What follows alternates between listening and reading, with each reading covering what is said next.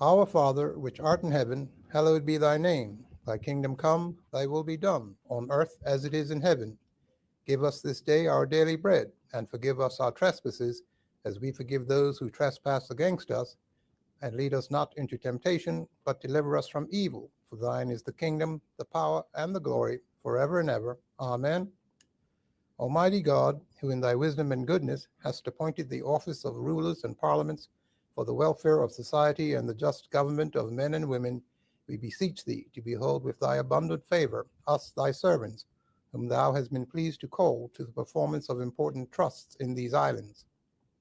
Let thy blessing descend upon us here assembled, and grant that we may treat and consider all matters that shall come under our deliberation in so just and faithful a manner as to promote thy honor and glory, and to advance the peace, prosperity, and welfare of these islands and those whose interests thou hast committed to our charge. And this we beg for Jesus Christ's sake. Amen. May the grace of our Lord Jesus Christ, and the love of God, and the fellowship of the Holy Spirit be with us all evermore. Amen. Morning, members. The House is now in session.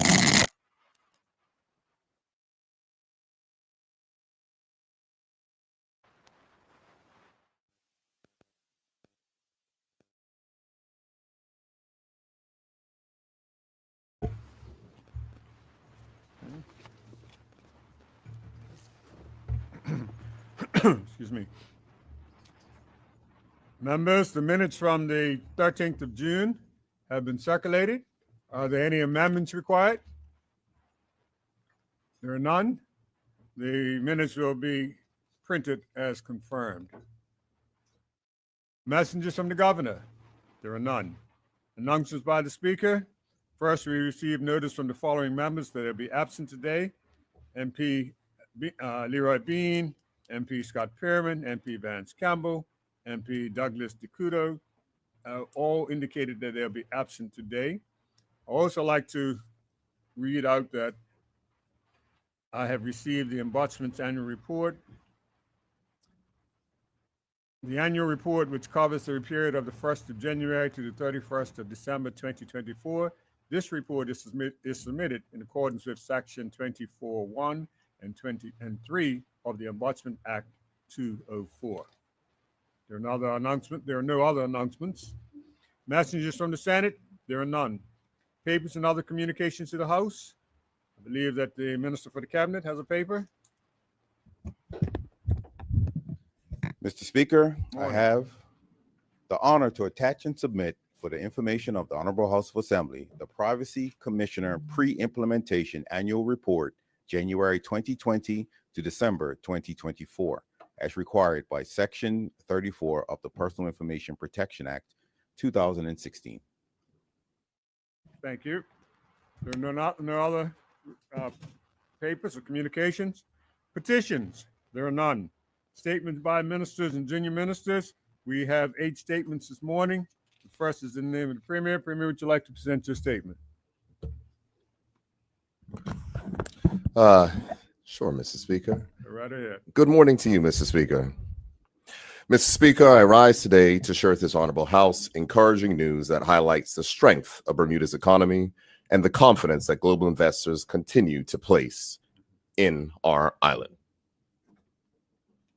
Mr. Speaker, 2 globally respected rating agencies, S&P Global and Morningstar DBRS, have completed their latest assessments of Bermuda's creditworthiness. These are independent institutions with no local political interests whose work is based entirely on data, policy analysis, and economic fundamentals. On May 13th, S&P reaffirmed Bermuda's long-term sovereign credit rating at A+ and its short-term rating at A1, with a stable outlook. Just yesterday, Morningstar went one step further, upgrading Bermuda's long-term issuer ratings to A high and upgrading our short-term ratings to R1 middle. All outlooks were confirmed as stable. Mr. Speaker, this upgrade is a direct result of Bermuda's economic recovery, sound fiscal policy, and credible institutions. S&P stated, and I quote, "The stable outlook reflects our expectation that the local economy will remain healthy and support solid government finances and low debt, as well as Bermuda's external asset position, end quote. While Morningstar stated, and I quote, the upgrade reflects Morningstar DBRS's view that Bermuda's robust growth outlook and steady improvement in public finances have strengthened its credit quality, end quote. Morningstar further noted that Bermuda recorded economic growth of 4.9% in 2023, with growth between 4.5 and 5% projected for 2024, surpassing previous estimates. They cited the performance of international business and the steady rebound in tourism as key contributors to this growth. Mr. Speaker, the agencies also highlighted Bermuda's improving fiscal position.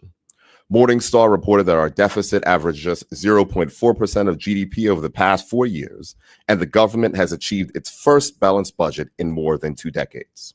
These are not our words, Mr. Speaker. They are the findings of unbiased, independent analysts. Morningstar stated plainly, and I quote again, Bermuda's track record of prudent fiscal policy is a key credit strength, end quote. Morningstar also pointed to our declining debt ratio, which has fallen from 46% of GDP in 2020 at the height of the pandemic to 35% in 2024, and is projected to continue falling in the years ahead. On this topic, Mr. Speaker, Morningstar stated, and I quote, the government debt ratio is projected to decline over the next several years, even before accounting for the effects of the new corporate income tax, end quote. This is further evidence that the improvement in Bermuda's public finances is the result of sustained fiscal discipline and economic momentum, not dependent on future revenues. The report went on to note that, quote, debt dynamics are expected to remain favorable even without additional revenue from the new tax, underscoring the credibility of Bermuda's current fiscal trajectory. Mr. Speaker, this honorable House will recall that in this year's budget, this government confirmed a $19.7 million surplus for fiscal year 2024-25, the first consolidated fund surplus since 2003. For fiscal year 2025-26, we are predicting a surplus of $43.3 million. This progress is the result of fiscal discipline, effective policy, and sustained economic momentum, which is being recognized internationally with this sovereign rating upgrade. The agencies also refer to the strength of Bermuda's institutions. S&P noted that, and I quote, Bermuda benefits from an effective policymaking. Sorry, I will start again. And I quote, Mr. Speaker, Bermuda benefits from effective policymaking and institutions, a stable political environment, and a strong legal system, end quote. Mr. Speaker, though sovereign ratings may not mean much to the everyday Bermudian, these ratings carry significant weight. They help determine our cost of borrowing, influence investor perceptions, and reflect the judgment of professional analysts who examine economies around the world. For Bermuda to maintain an A+ rating from S&P and to receive an upgrade to A high from Morningstar is a clear signal to the global community that this government is managing Bermuda's fiscal affairs responsibly. Mr. Speaker, while both agencies noted longer-term challenges such as economic concentration and demographic pressures, they also acknowledged the government's commitment to addressing these through prudent reforms. These include continued economic diversification, as outlined in Bermuda's economic development strategy, healthcare transformation as we move to universal healthcare, and the building of fiscal buffers through sustained surpluses and planned debt reduction. These efforts are aligned with the direction set out in the 2025-26 budget. As I stated in this honorable House last month, Bermuda has recorded 4 consecutive years of strong GDP growth, achieved the lowest unemployment rate in 50 years, witnessed record levels of Bermudians working international business, and returned to a balanced budget for the first time in more than 2 decades. Mr. Speaker, we also continue to invest in infrastructure, affordable housing, and healthcare, with capital expenditure at its highest level since 2010. We have reduced payroll tax for 86% of workers, cut energy taxes by 80%, and delivered tax relief across the economy, all while delivering a budget surplus. That is responsible, progressive Labor Party governance in action. Mr. Speaker, as I close, I want to thank the public officers, policy advisors, and all those across government and industry who contributed to this successful outcome. The rating upgrade from Morningstar DBRS and the rating affirmation from S&P Global are testaments to our collective hard work and represent an independent vote of confidence in Bermuda's economy. The global economic environment remains uncertain. However, the findings from these independent rating agencies are a timely reminder that Bermuda remains well-positioned both economically and institutionally to navigate global headwinds that may arise. Thank you, Mr. Speaker. Thank you, Premier. Members, the next statement this morning is in the name of the Minister of National Security. Minister? Good morning, Mr. Speaker, Morning. colleagues, and the listening public. Mr. Speaker, I rise today with pride, gratitude, and hopefulness to share with this honorable House and the wider Bermuda community the profound and inspiring event held earlier this month on June 10th, titled Truth Be Told, Youth Rise Against the Violence. Mr. Speaker, this spectacular and moving event featured teams from 5 schools across Bermuda who have been working for the last several weeks on anti-violence messages. Work that culminated in those teenagers making powerful presentations to a large audience at Pier 6 on Front Street. This event was attended by some of my cabinet colleagues, permanent secretaries, school teachers, students, and a throng of parents. The positive energy throughout the building was palpable and captivating, particularly because of the authenticity and profoundness of the teenage presenters. Mr. Speaker, this event, hosted by the Ministry of National Security, was not merely an assembly or ceremony. It was a moment of truth, courage, and transformation. It marked a major inflection point in our national conversation about violence, one led convincingly by our young people. Mr. Speaker, Truth Be Told forms part of our government's broader national violence reduction strategy, and specifically our Stop the Violence campaign, which aims to confront the root causes of violence through awareness, education, and direct community engagement. The event's purpose was clear: to create a meaningful platform for Bermuda's youth to express their voices authentically on the harsh realities they encounter. It posed a challenging question to our society: what happens when we stop speaking for our youth and instead listen intently to their voices and hear their stories? On that night, Mr. Speaker, we witnessed a compelling and inspiring answer. Mr. Speaker, over the past several months, students from Cedar Bridge Academy, Bermuda Institute, Mount St. Agnes Academy, the Berkeley Institute, and Success Academy boldly chose to be part of the solution to the violence affecting their lives and communities, becoming active participants and leaders in this critical conversation. Each of these 5 schools created original, student-led media campaigns that explored some of Bermuda's most challenging social issues. With boldness, creativity, and remarkably disarming honesty, they addressed the snitch culture. Bermuda Institute's campaign, Unlocked, bravely tackled the harmful silence that allows gang violence to persist, emphasizing that real strength lies in protecting one's community through speaking out when they know something related to a violent incident. They poignantly told the audience that we can't heal unless people tell the truth, and that silence has not made us safer. Mental health, that was Cedar Bridge Academy's theme. The War Within explored the profound connection between violence and mental and emotional trauma, highlighting the necessity of acknowledging pain and promoting emotional healing and well-being. They told us to talk before it turns toxic, and that violence is a scream for help. Youth stabbings, Berkeley Institute's One Knife, One Moment, One Chance, exposed the brutal consequences of carrying weapons, urging young people to choose life-affirming paths over impulsive actions. These students told the audience that they had seen things they should not have had to see, and asked the profound and provocative question: What does the future look like if we do nothing? Part of their slogan was a sharp choice of peace, a fitting pun for knife-related violence in our community. The ripple effect of violence, that was Mount Agnes Academy's campaign.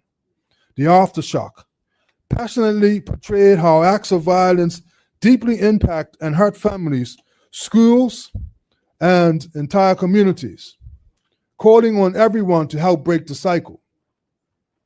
They refreshingly and honestly affirmed that violence was not just a public school problem, and that it is intended and it is indeed an everybody problem, and stated that violence in our community is not the Bermuda they deserve. Gang recruitment. Success Academy, through their campaign, Still I Rise, explored why young people feel drawn toward gang affiliation, urging understanding and systemic change to effectively address the root cause of this problem. During this presentation, we were told that the youth do not just speak, they carry voices, and that our youth need more consistent father figures. Mr. Speaker, these campaigns, created alongside Bermuda's talented videographers and artists, included Rais Tankard, Dion Green, Mark Rodriguez, Carl Hamilton, and Jed Gibbons, were raw, moving, and unforgettable. They offered a mirror to our society, challenging us to reflect deeply on the state of our community and our collective responsibility for change.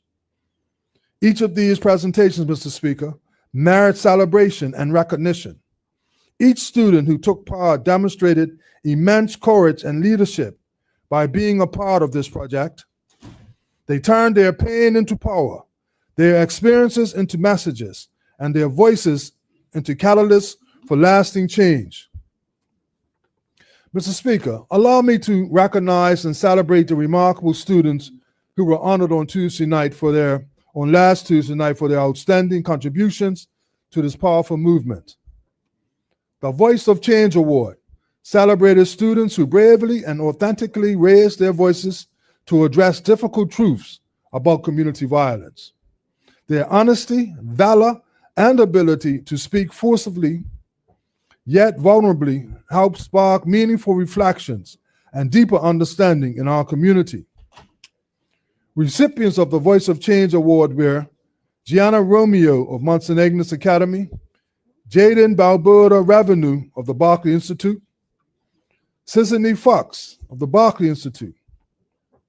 Mr. Speaker, the Creative Vision Award recognized students who showed exceptional creativity, originality, and artistic leadership.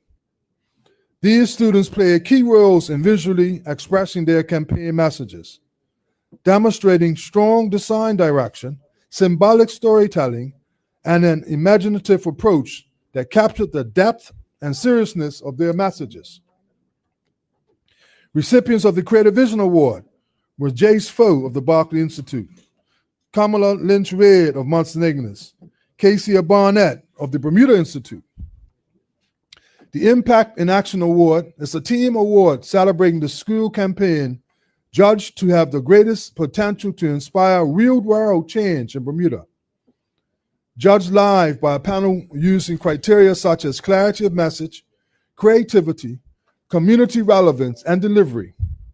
The Impact in Action Award was awarded to the students of the Barclay Institute for their exceptional campaign, One Knife, One Moment, One Chance. Mr. Speaker, each of these young awardees, and indeed all participants, have shown exemplary commitment and character. While we recognize these outstanding achievements, it is vital to reiterate that every student who participated is a winner. Each one of them is a young leader in our community, and their bravery in confronting uncomfortable truths should inspire us all. I extend special thanks to our dedicated sponsors, One Communications, MS Reinsurance, and Inspire Bermuda. Their generosity and genuine commitment to youth empowerment made this initiative possible, and we sincerely applaud them for supporting such a momentous and meaningful program. Mr. Speaker, our gratitude also extends to the dedicated educators at each school, as well as the passionate members of our gang violence reduction team, led by our now colleague MP, Bishop Leroy Bean, and including Darren Woods, Bishop Lynn Landy, and Cadre Smith. Their guidance and tireless work provided the safe space these students needed to flourish during this project. Mr. Speaker, the Truth Be Told event is just the beginning of an important movement in Bermuda, a movement led by our youth and supported by us all. The campaigns presented will soon be widely accessible on social media platforms, including YouTube, Instagram, and our dedicated website, www.stoptheviolencebermuda.com. I implore everyone to engage with these youth-led campaigns, reflect on their messages, and turn their calls for change into action. These campaigns mark the beginning of an ongoing youth-led movement that will continue to grow, educate, and transform the culture of silence into one of courage, truth, and healing. Bermuda's young people have spoken clearly. The violence impacting their lives is not theirs alone to solve. It is ours collectively. The change for which they are advocating requires each of us to take responsibility, to step out of the shadows of silence and into the light of active participation. So in closing, Mr. Speaker, let us honor these courageous young people by ensuring that Truth Be Told is not merely a powerful moment, but a lasting movement and a commitment to a safer, more compassionate, healthy, and just Bermuda. Because, Mr. Speaker, when our youth rise, we must rise with them. Thank you, Mr. Speaker. Thank you, Minister. Members, the next statement is from the Minister of Cabinet. But Minister, before I acknowledge you, I just want to acknowledge in the gallery we have visiting with us today, Dr. Raddick, if I'm correct. Dr. Raddick? And Dr. Raddick is here off the cruise ships, but not as a tourist. She's one of those who volunteer her time or offer her services, I should say, to as a medical team on the different cruises. So I think she has a number selected for this season on the cruise ships coming in out of Bermuda. So we welcome you to Parliament this morning. Now, I'm trying to remember correctly. Some of us may know she's not politically connected here, but your brother-in-law was a politician in one of our sister islands, if I'm correct. And so we understand your political interest in visiting us here this morning. Enjoy your time here and enjoy your stay in Bermuda. Thank you. Minister? Yeah. Thank you, Mr. Speaker. Mr. Speaker, later today, I will be tabling the Bermuda Building Amendment Act 2025. This bill addresses the broader and ongoing discussion about streamlining the Department of Planning's procedures, particularly concerning building permits. Mr. Speaker, in a ministerial statement delivered to this House on May 30th, I spoke frankly about the public perception and the genuine frustration surrounding our planning system. Whether you're a homeowner renovating, a small business expanding, or a developer shaping the next phase of our island's growth, the message remains consistent. The process can feel too slow, overly rigid, and unclear. That is a message we have heard, and this bill is part of our response. Mr. Speaker, one of the reforms I announced on 30th of May was the development of a Competent Person Scheme, or CPS. I mentioned then that legislative changes were underway to enable the introduction of this scheme. Initially aimed at solar installers, the CPS would allow qualified professionals to self-certify their work without needing stage-by-stage inspections, while still being subject to oversight and spot checks by the Department of Planning. But let me be clear, the CPS is just one example. The amendment before us, the amendment that I will be laying today, lays the groundwork for many such modernizations, including more efficient reviews, better use of professionals, and more innovative building permit management. Mr. Speaker, this bill proposes a simple procedural change to amend Section 23 of the Bermuda Building Act 1988, replacing the affirmative resolution process with the negative resolution process for regulations made under that section. This will allow technical regulations, such as those required for CPS innovation initiatives, to be updated more effectively without needing to refer each change back to the full House for approval, while still ensuring parliamentary oversight and accountability. This change enables us to act more swiftly when appropriate, while maintaining the standards and protections the public expects. It supports a broader goal to develop more responsive, reliable, and efficient planning system. This change also aligns with our goal to be builders and not blockers. Respect the time and deadlines of applicants and professionals without compromising the role of the government. And most of all, reflecting the kind of practical reform the public has asked for and that we in this House have a duty to deliver. Mr. Speaker, I trust all honorable members on both sides of this House will recognize the value in this small but powerful amendment, and I look forward to a constructive and forward-looking debate when the bill is brought forward for a second reading in 2 weeks. Thank you, Mr. Speaker. Thank you, Minister. Members, the next statement this morning is in the name of the Minister of Youth, Social Development, and Seniors. Oh, sorry, I jumped over Minister Health. Minister Health, how I do that? I don't know, but thank you, Mr. Speaker. Good morning. There you go. Mr. Speaker and honorable members, today I rise to address a public health issue that affects our youth, our families, and the integrity of our regulatory system: the unchecked proliferation and marketing of nicotine-containing products. Mr. Speaker, this matter directly relates to a commitment that the government made in the 2025 throne speech and that I reiterated in this honorable House on the 28th of March. On that occasion, I highlighted the role that smoking and vaping play in contributing to respiratory diseases, cancers, and cardiovascular issues. In response, the government pledged to advance new restrictions on flavored vaping products as a concrete step towards reducing harm. Mr. Speaker, the urgency of that commitment is underscored by the evolving landscape of nicotine use. Nicotine, while long associated with traditional tobacco use, is increasingly being repackaged and marketed in modern formats, including vapes, oral pouches, lozenges, and gum, often with flavors and packaging that are unmistakably appealing to youth. These products, some of which were originally developed to support smoking cessation, are now being sold in convenience stores, gas stations, and duty-free outlets in a manner that trivializes their medical intent and bypasses appropriate health oversight. Mr. Speaker, global evidence is clear. According to the World Health Organization and the U.S. Center for Disease Control and Prevention, nicotine is a highly addictive substance that can harm adolescent brain development, impact memory and concentration, and increase the risk of future substance abuse.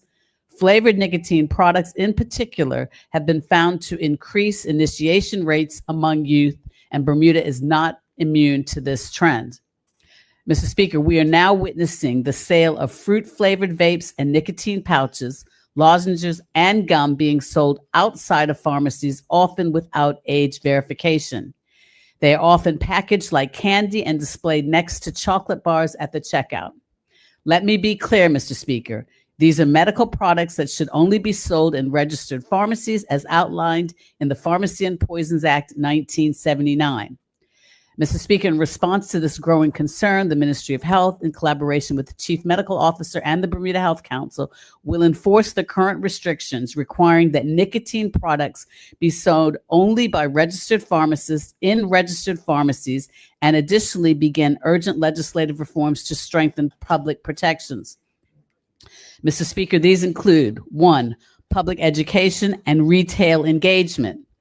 We will launch an awareness campaign and provide clear guidance to retailers to avoid unlawful sales and protect public health. We will reaffirm and enforce the requirements that nicotine products must be sold only by registered pharmacists in registered pharmacies with appropriate labeling, dosing limits, and oversight as set forth in the law. 2, clarifying legal restrictions. We will amend legislation to further define nicotine-containing products, ensuring that newer forms like pouches and lozenges fall explicitly under the same regulatory scrutiny as liquid nicotine used in vapes. And 3, age restrictions. We will introduce clear statutory restrictions prohibiting the sale of all nicotine-containing products to individuals under the age of 18, aligned with the protections that are already in place for tobacco under the Tobacco Control Act 2015, and 4, flavor bans. We will restrict or ban non-therapeutic flavors that are designed to appeal to youth, such as candy, dessert, and fruity variants, except for those explicitly approved for smoking cessation in clinical settings. Mr. Speaker, we are committed to closing the loopholes that have allowed these harmful products to be sold unchecked and without proper control. While we respect the role of legitimate smoking cessation aids, these must be distributed responsibly and only for their intended use, not disguised as lifestyle accessories for our young people. Mr. Speaker, I urge all parents, educators, retailers, and healthcare professionals to join us in this effort to safeguard Bermuda's young people. The future of our country depends on the health and the well-being of the next generation. Thank you, Mr. Speaker. Thank you, Minister. Now, Minister of Youth, Social Development, and Seniors. I think I have you in the right order this time. How's that? Good morning. Thank you, Mr. Speaker. Morning.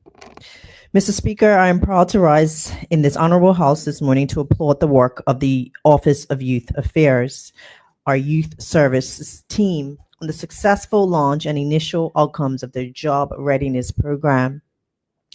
Mr. Speaker, this cornerstone initiative directly supports goal number 4 of the government's national youth policy, which is to increase employment and entrepreneurship opportunities for young people.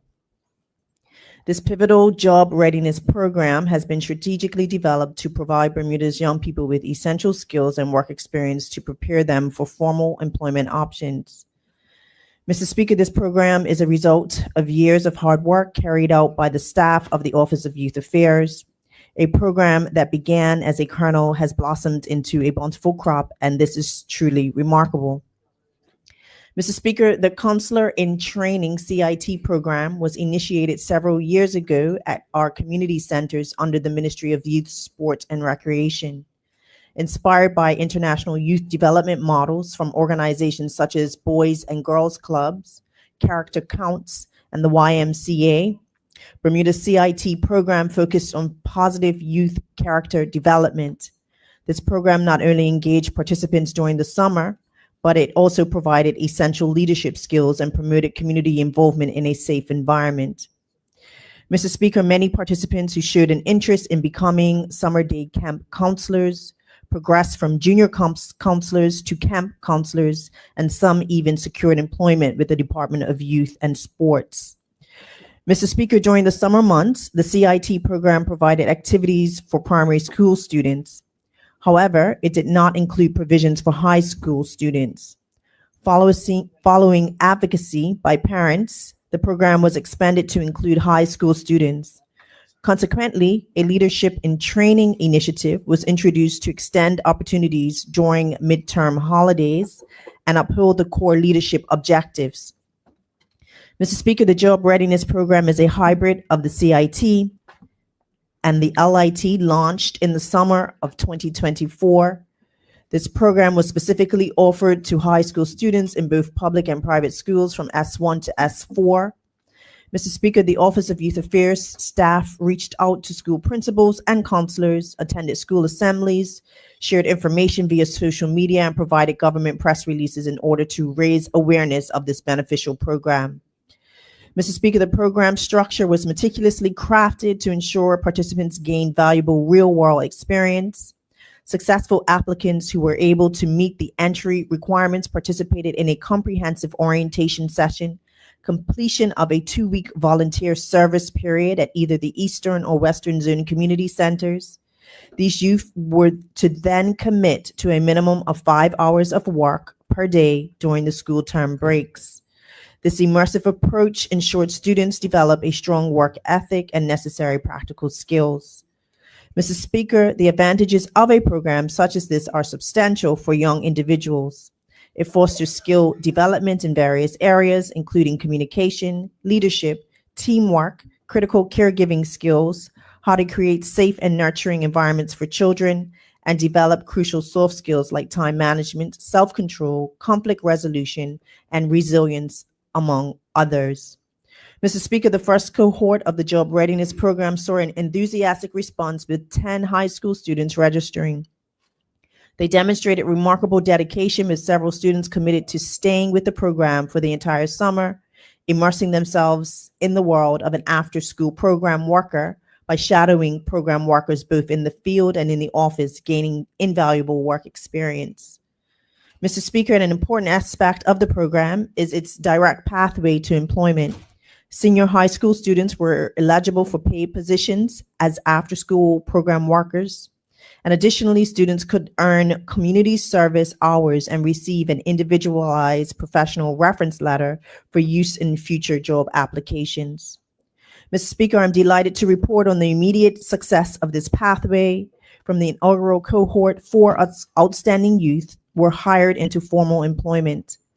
I, alongside the Office of Youth Affairs, proudly acknowledges the accomplishments of these young individuals who have only recently graduated from high school and now embarking on their next educational journey. Those persons, Mr. Speaker, are Jaden Durant. He emphasized learning much from coworkers and enjoying interactions with children, taking away self-control and conflict resolution skills. McKaylee Smith highlighted the energy of the children and learning patience as key takeaways from the program. Deja Steed found meeting and interacting with the children helped her become more open-minded. Daytonia Simons cherished the relationships built with staff and children, noting the program pushed her to be more disciplined and reliable. Mr. Speaker, I wish to acknowledge the senior program supervisor, Ms. Renee James, who designed the job readiness program. She heard the voices of Bermuda's young people and created a program that spoke to their exact needs. The success of this first cohort underscores how the Office of Youth Affairs staff show unwavering commitment to the national youth policy goals. Mr. Speaker, the next cohort of the job readiness program is set to begin on June 30th. The Office of Youth Affairs is targeting a cohort of 12 youth. I encourage interested young people to apply at www.ospbermuda.bm, that we may continue to support the next generation of Bermuda's youth workers. Thank you, Mr. Speaker. Thank you, Minister. Members, the next statement this morning is in the name of the Minister of Home Affairs. Minister?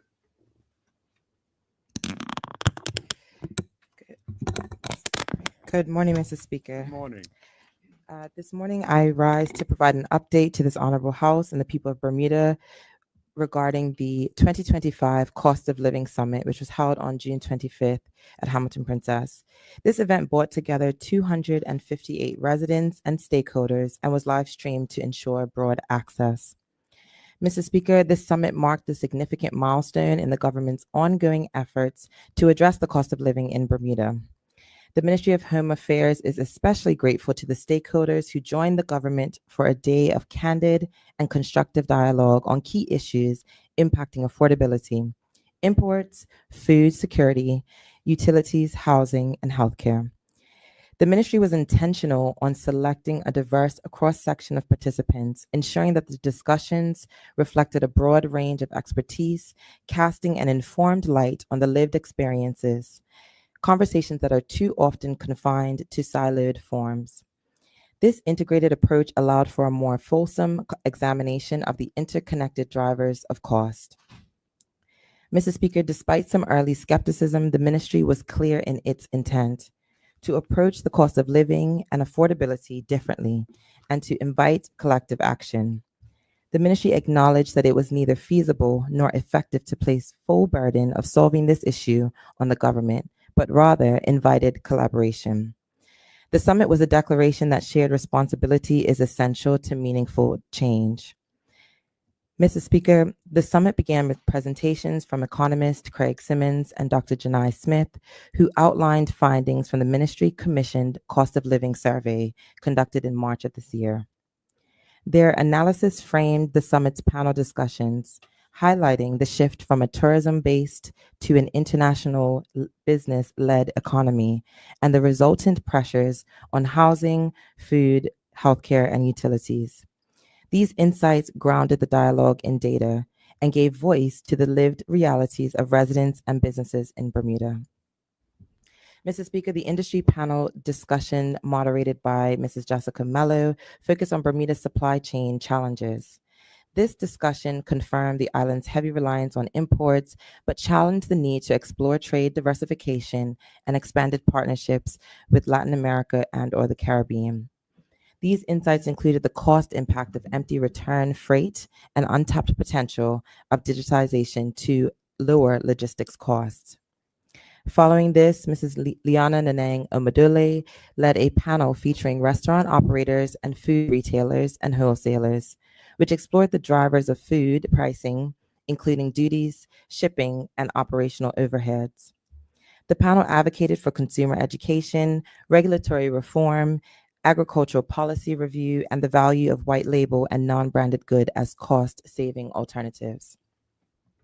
Mr. Speaker, the local agriculture and fisheries panel, moderated by Mr. Arthur Whiteman, emphasized the critical role of local production in improving affordability and accessibility.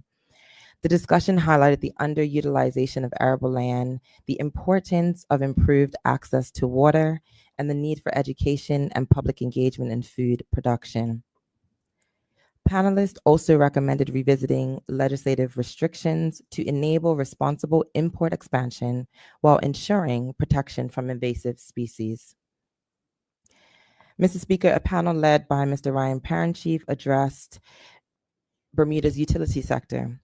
The discussion focused on the urgent need to modernize and regulate all essential utilities and reduce energy, water, and telecommunications costs, recognizing that this can happen through fuel diversification, improved infrastructure, and adoption of international best practices to manage cost burdens. The panel, moderated by Mr. Daniel Woods, addressed unlocking Bermuda's housing. It identified limited supply, outdated regulations, and high construction costs as major contributors to the current state. Recommendations included reforming planning policies, advancing landlord and tenant legislative reform, and fostering public-private partnerships to enable innovative and cost-efficient construction techniques. Mr. Speaker, in addition to the panel sessions, the summit featured 2 presentations from my colleagues, the Honorable Kim Boson, Minister of Health, and the Honorable Zane De Silva, Minister of Housing and Municipalities. The updates highlighted the government's strategies to ensure equitable healthcare access and to increase the supply of affordable housing. Mr. Speaker, the summit met its core objective: to educate, inform, invite feedback, and demonstrate the power and potential of collective problem solving against the backdrop of real data provided by the survey, which validated and contextualized the lived experiences of the public to inform policy refinement, legislative reform, and near-term action. Mr. Speaker, the ministry is now in the process of collating the summit's feedback and combining it with the survey data. A report will be tabled in this honorable house as promised and published for the public to capture both. Further, Mr. Speaker, it's important to note that the ministry has already begun advancing relief and has conducted legislative and policy review of key import-related laws, revision of landlord and tenant legislation, with consultation expected to begin in July of this year. We've also conducted successful industry stakeholder engagement to confirm short, near-term solutions. The ministry is particularly grateful that industry partners in retail, wholesale, and utility sectors have already committed to doing things to improve affordability. These commitments will be published on the costofliving.gov.bm website in the coming weeks. The ministry also wishes to thank the Cost of Living Commission for its continued support, noting that later today, the Commission will convene to review the summit's outcomes and contribute to the public communications of the ministry's affordability strategy, including its implementation roadmap and regulatory reform timeline. This final report will include both the data, summit costs, and the solutions that will be advanced towards affordability. Mr. Speaker, the summit received an overwhelming volume of positive feedback from both the public and stakeholders alike. As the ministry continues to lead the government's cost of living agenda, this feedback affirms the strategic direction taken and reinforces the necessity of engaging across political lines, sectors, and communities constructively. Mr. Speaker, the summit concluded with a call to action. Attendees were invited to sign a commitment wall, symbolizing their role in creating a more affordable Bermuda, and to complete feedback surveys on the public policy proposals discussed. These surveys will remain live on the summit's website until July 4th, and all residents are encouraged to participate. Mr. Speaker, the true success of the summit lies not only in the policies it inspired, but in the collective spirit it ignited. Through the summit, we were reminded that personal responsibility is a seed, but it must be watered by collaboration and shared resolve. Further, we were reminded that the road to a more affordable Bermuda is not paved by government alone, but rather walked together by every household, business, and representative. Mr. Speaker, the Ministry of Home Affairs has demonstrated that it is committed to action over rhetoric, and I thank the members of the ministry's team, industry leaders that volunteered their time to provide direction, and the government's communications team. This cost of living summit confirmed that when government, industry, and the community unite, not just in words, but in work, real progress is not only possible, but it is inevitable. The 2025 Cost of Living Summit will be remembered as a moment in our history that Bermuda did not just talk about relief, but we built it together. Thank you, Mr. Speaker. Thank you, Minister. Remember, the next statement this morning is in the name of the Minister of Tourism, Transport, and Sport. Minister, Culture as well. Minister. Mr. Speaker, good morning. Morning. I rise today to share with this honorable House recent developments in the area of sport, highlighting our continued commitment to recognizing student athletes, supporting elite athletes, and investing in the development of the national sports governing bodies. Mr. Speaker, on Thursday, June 12th, the Department of Sport and Recreation hosted the National Junior Athlete Sponsorship Program at the Butterfield and Vallis Conference Room at the Bermuda College. This annual initiative aims to recognize and provide development opportunities to Bermudian junior athletes between the ages of 15 and 19, who clearly show commitment, promise, and achievement in their respective sport.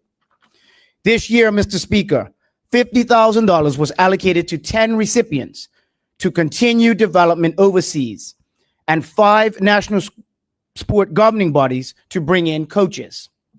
These contributions will support and provide opportunities for Bermudian junior athletes to reach their full potential and hopefully represent Bermuda at major sporting events in the future. Mr. Speaker, during the National Junior Athletic Sponsorship Program ceremony, $10,000 was allocated to the recipient of the Dame Flora Duffy Award. The Dame Flora Duffy Award contribution is intended to provide training and competition inducements to a promising athlete between the age of 19 and 23, who are likely to achieve elite athlete status at the senior level given their continued participation and commitment to their sport. The 2025 recipient of this award was Bermuda National Athletic Association athlete Ryan Otterbridge.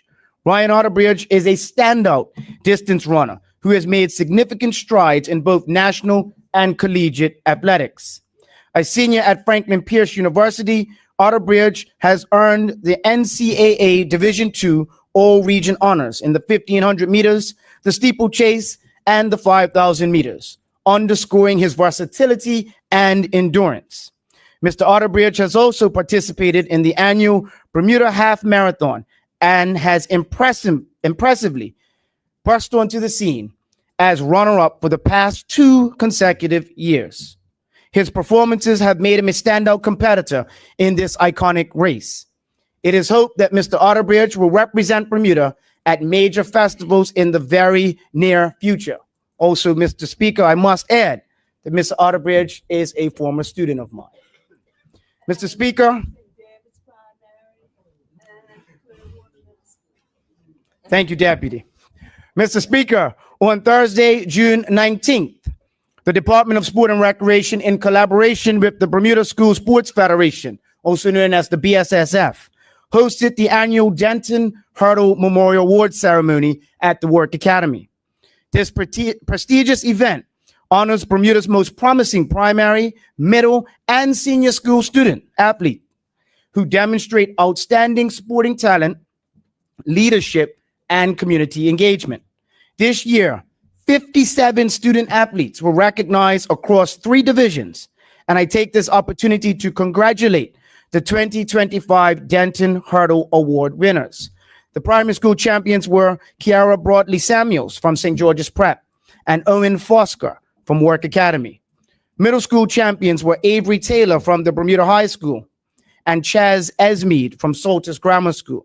And the senior champions were Karina Bartoli from Summersfield Academy and Mr. Kari Sharif from the Barclay Institute.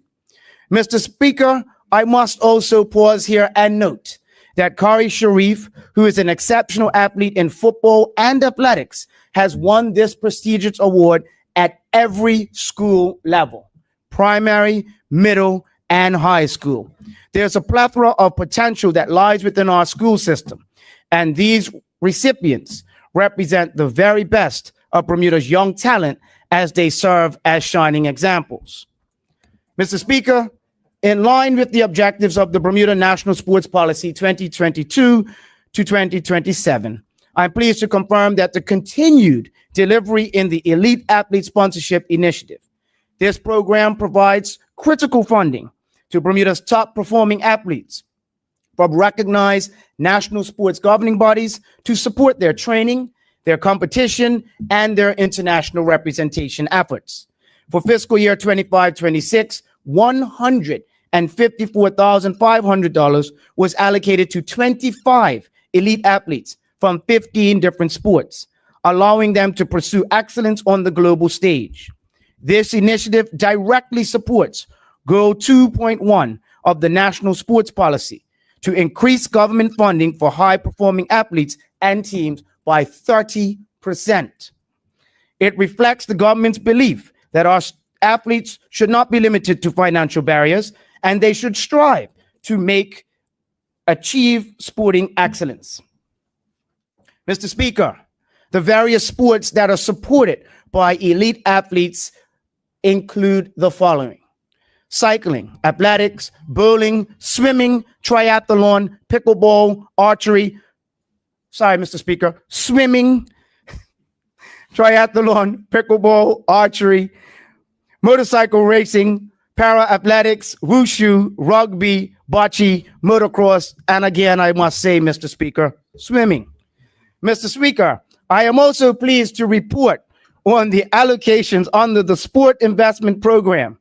This program provides annual funding to recognize national sports governing bodies to assist with their operational capacity, athletic development, pathways, coaching education, and grassroots expansion efforts.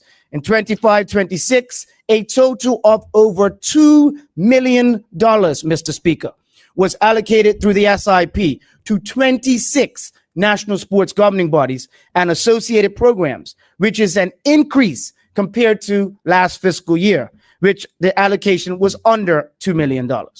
These investments are the cornerstone of this government's commitment to the long-term development and sustainability of sport in Bermuda. The benefits of the SIP are wide-ranging, from enhanced coaching capacity to enabling more inclusive access to sports across all communities and high performance. Mr. Speaker, taken together, these three initiatives, the Denton Hurdle Awards, the Elite Athlete Sponsorship, and the Sport Investment Program, demonstrate this government's holistic approach to sport development. From recognizing the next generation of talent to empowering elite athletes and strengthening sports governance, we remain steadfast in our mission to ensure that sport continues to be a powerful vehicle for national pride, social cohesion, and individual empowerment. Thank you, Mr. Speaker. Thank you, Minister. I believe you have a second statement. Like to do that one as well? I do, Mr. Speaker. Thank you. Mr. Speaker, honorable members will be aware of the acquisition of the former Elbow Beach property by Sardis Development Limited, the owners of the Lauren Hotel at Pink Beach. Mr. Speaker, this acquisition has been welcome and represents a firm signal of the confidence in Bermuda's tourism destination. Mr. Speaker, I wish to advise this honorable House and the public that it is proposed to afford relief to the developers of this new hotel consistent with that which is available under the Tourism Investment Act of 2017. Mr. Speaker, the developers intend to expand the existing Lauren footprint to now include this newly purchased site, operating one hotel product in 2 separate locations. Mr. Speaker, honorable members will be familiar with the scope of the relief, which includes full relief from customs duty in respect to any of the building materials, furnishing, fixtures, and equipment which is necessary for building, furnishing, and equipping, repair, maintenance, rebuilding, refurbishing, or replacing of the resort. Full exemption from the hotel's occupancy tax otherwise payable in respect of the resort. Full exemption from the employer's share of the payroll tax otherwise payable in respect of the person's employment by the resort. All for 15 years in keeping with the act, as well as 6 years relief from land tax. Mr. Speaker, the proposed redevelopment is set to comprise 176 keys, including hotel rooms, luxury villas, luxury condominiums. Honorable members will have seen recent media coverage of the developer's early action regarding the site and the proposed demolition of the existing hotel building. Mr. Speaker, I do know that there is bipartisan support for Bermuda's tourism growth and the action required to increase Bermuda's tourism inventory. Thank you, Mr. Speaker. Thank you, Minister. Members, that brings us to a close of the statements by ministers and junior ministers this morning. Thank you for your participation, ministers. The next item on the order paper this morning, reports of committees. There are none. Question period. The question period for this morning, there are no written questions. The questions will come from statements given this morning. And members, we have a few of the statements this morning have produced questions. The first statement this morning that has a question would be that from the Minister of National Security. Minister M.P. King would like to put a question to you this morning.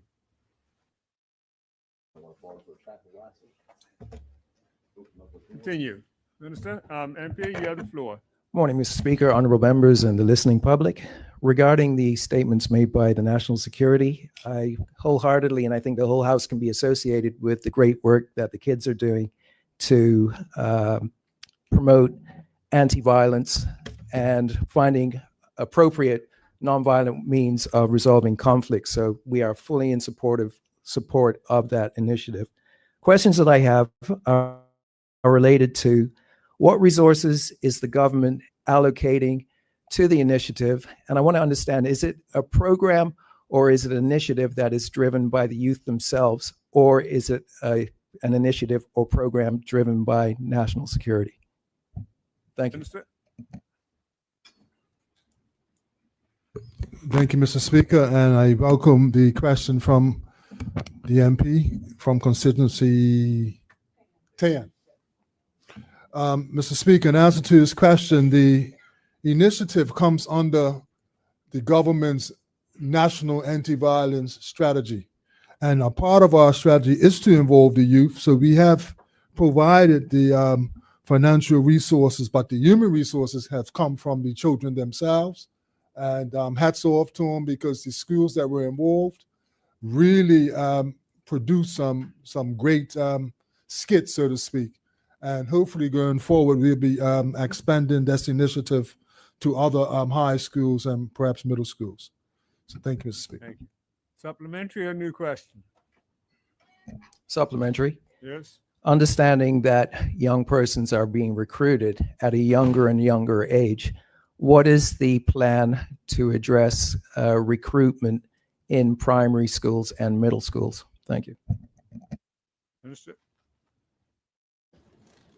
Thanks for that, Mr. Speaker. I'd like some clarity on recruitment for what are we talking about?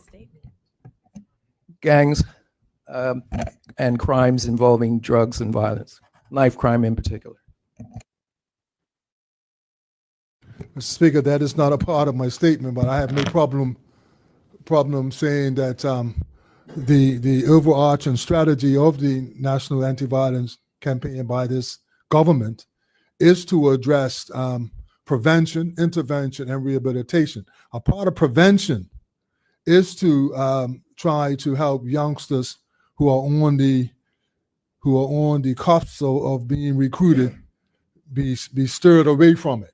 So that's the part of our anti-violence strategy campaign that's geared toward trying to steer youngsters away from a life of untoward behavior. Thank you. Second sub or a new question? New question, Okay. Mr. Speaker. The question I ask is, what data and what research is guiding and informing the anti-violence strategy? Thank you.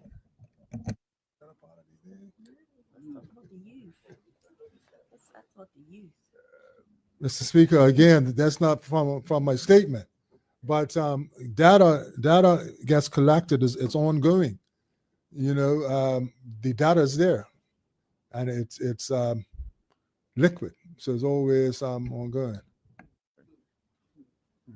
Just try to remember the question should come out of the content of the statement that was written. No, I take that into consideration, Mr. Speaker, understanding that when we are, thank you for that, when we are, So is this a supplementary or third question? this will be a supplementary. Okay. Is the Honorable Minister aware of the fact that understanding data, it's fluid and it's readily available? Is the Honorable Minister aware that the Bermuda Police Services website has been down since May the 31st due to a cyber attack? I'm trying to tie that into your statement. That's always the challenge on it. No, well, the supplementary was based on the fact that data is readily available, and the data and the crime statistics would have come from the Bermuda Police Service. Difficult to get that statistics and data if the website has been down since May 31st. That's the point I'm making. Thank you. That's my last submission. Mr. Speaker, that is not from out of my statement. But if the honorable member has any other questions that's outside of the scope of the ministerial statement I presented today, as I've always said to him, I'm welcome for any questions that he may have. No further questions? Okay, no further questions. Thank you. Members, that's the only questions for that statement. The next statement that has questions is a statement from the Minister of Health. Minister MP Tucker would like to put questions to you.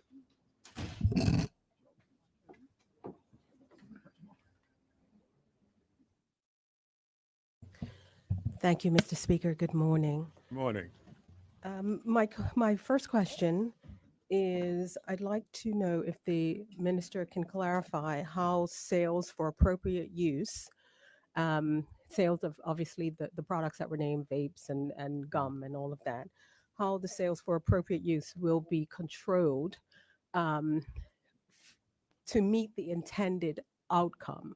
So the same, just for clarification, if I may, of the question I'm asking. So the same way that we can walk into a pharmacy and get, I don't know, Advil at one point, you had to get it from the pharmacist, right? You walk in, the pharmacist asks you no questions. She hands you the Advil, right? So I'm just trying to get clarification if the minister can give some insight into how the sale of these products, specifically by registered pharmacies and pharmacists, will assist in achieving the ultimate goal of protecting youth and the public. Thank you, Mr. Speaker. Thank you. Minister? Yes, Mr. Speaker, as I've indicated, the sale of these nicotine products is prohibited unless under the Pharmacy and Poisons Act. And as such, the pharmacies have the pharmacy inspectors that come under the Bermuda Health Council, and they go and monitor the pharmacists to make sure that they are compliant with the legislation. So the enforcement arm of this legislation will be governed by the pharmacy inspector. Supplementary or new question? Yes, a supplementary, Yeah. please. If the minister can tell us how often the pharmacy inspector actually visits, what the cycle is that the pharmacy inspector visits the pharmacies to ensure compliance. Thank you. Minister? Mr. Speaker, I do not have that information, but what I can ensure members of the public is that during the course of her inspection, she will be ensuring that retail establishments that are prohibited from offering for sale nicotine products will have to be compliant with the law. And that also goes as it relates to the environmental health who will do the inspections as it relates to retail establishments. Supplementary or second question? Supplementary, okay. From MP yes. Daniel, from Opposition Whip. Yes, thank you very much. And good morning, colleagues. In accordance to the question that was asked, there seems to be some confusion in that for some of these products, it can actually be purchased from wholesalers that are not of a medical background or have certificates for certain products. So it seems to be a gap there on how do we prevent retailers from getting some of these prohibited products into other stores outside of pharmacies. And I'm hoping that the minister maybe can give some clarification, or are they looking into this? Because what I think, just to clarify, what we don't want is a retailer being able to get these products outside of maybe buying it from Bermuda Drug Company or that kind of a thing. And if Bermuda Drug Company is actually bringing these products in, then why would they be selling it to retailers who are not supposed to be selling it? Mr. Speaker, thank you for that question. I can't speak to the Bermuda Drug Company as to why they are selling items to retailers that are prohibited. But what I can say... Point of order, Mr. Speaker. Point of order. Point of order. I did not say that Bermuda Drug Company was selling these products. I was using that as an example. So to say that they are doing it would be unfair to Bermuda Drug Company, and I think it would be unfair to me, because that's not what I'm saying. But there are wholesalers selling the product. Thank you, Mr. Speaker. As the ministerial statement speaks to, what we are trying to prevent is unlawful sale of nicotine products that are not being sold pursuant to the Pharmacy and Poisons Act, and instead are being sold by retail establishments. That is against the law. And what we are doing, and what the statement speaks to, is the insurance of public safety, particularly as it relates to our youth. What is going on with respect to wholesalers and how the products are being passed through is not the subject matter of this speech.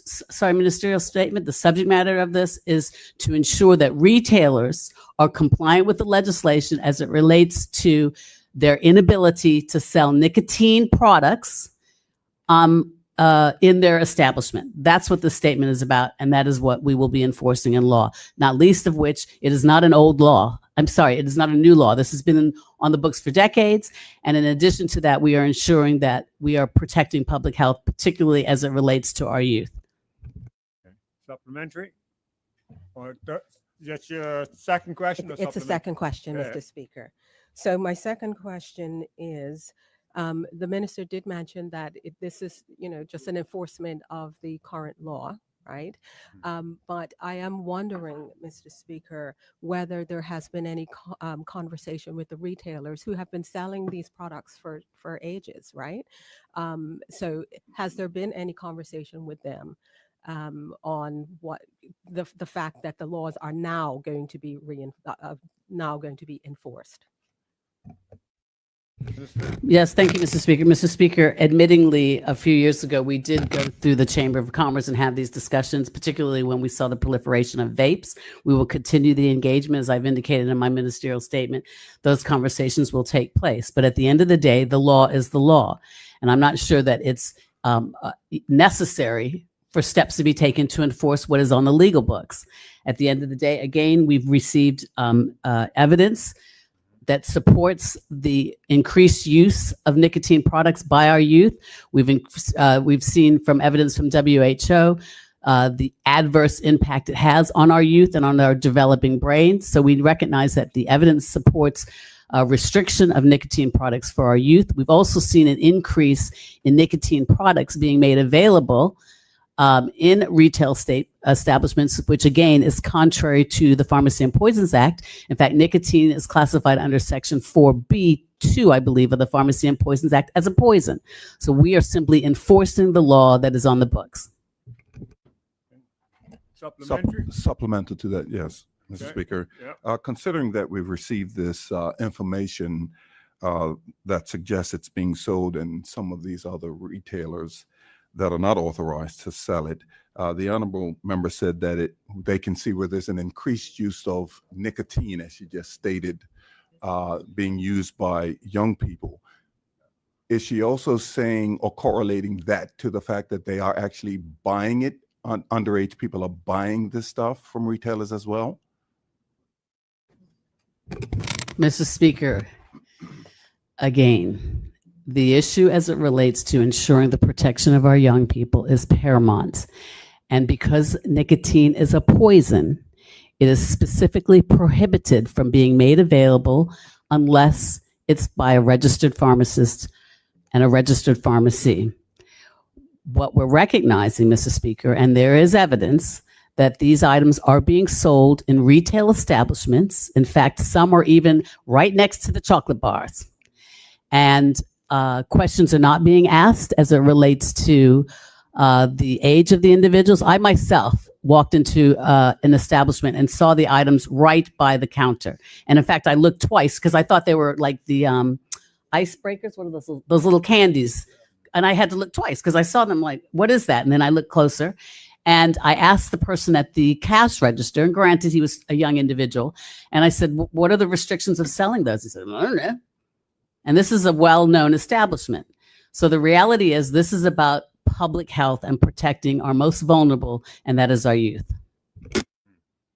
Supplementary or new question?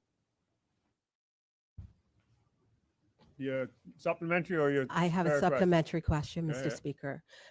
But first, I would like to say that, of course, we support protecting our youth, but also we need to make sure that what we're doing makes sense, right, for all parties.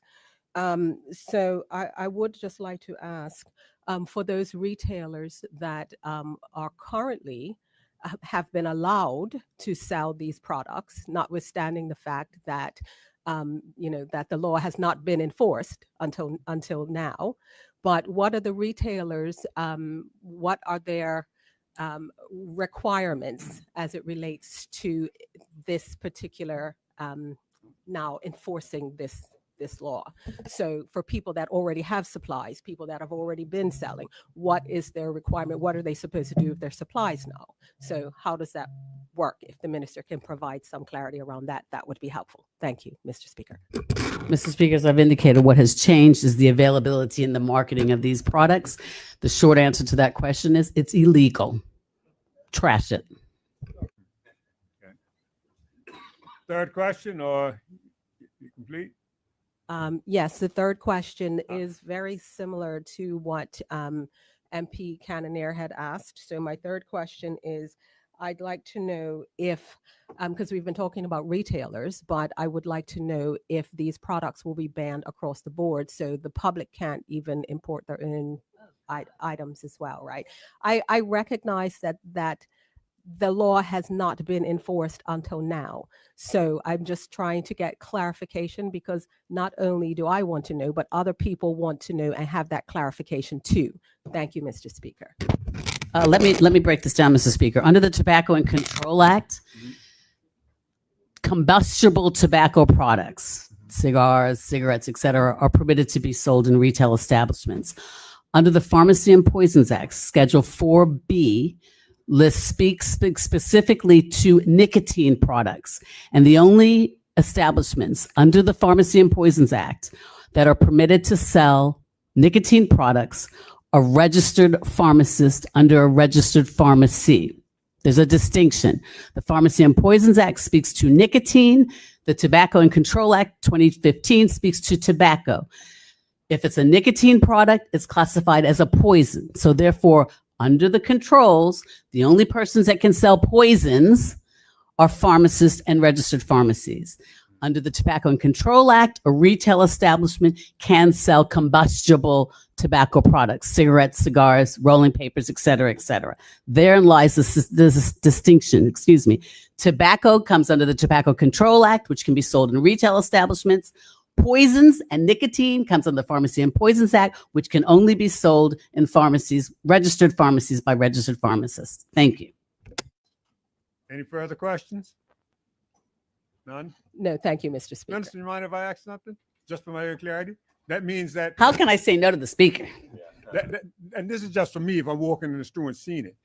Should the item be behind the counter? We have to ask the pharmacist for it, or it's okay sitting out for anybody to pick it up? No, thank you, Mr. Speaker. And if we're speaking about the items that are nicotine, yes, they're meant to be behind the counter, behind the counter. And likewise for tobacco, you'll recall we made legislative amendments in 2015, I think it was, I can't remember, but when we dealt with restrictions of smoking. So under the Tobacco Act, there's restrictions insofar as it can't be sold to under 18-year-olds, et cetera, et cetera. There's advertising, you have to have the label of the health warnings and so forth.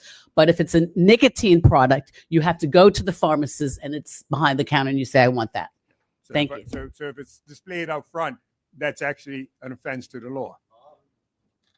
You mean out front by the till? Yeah, if it's anywhere out front where anybody can just pick it up. Correct, correct. Like in some establishments, it's like I said, next to the chocolate bars. The only reason I'm asking, because like you, I've seen it in other establishments. like that. Absolutely, absolutely. Thank you. It's an offense when we see that. That's correct. But first and foremost, where the establishments that no doubt you're speaking about and I'm speaking about aren't supposed to even have it.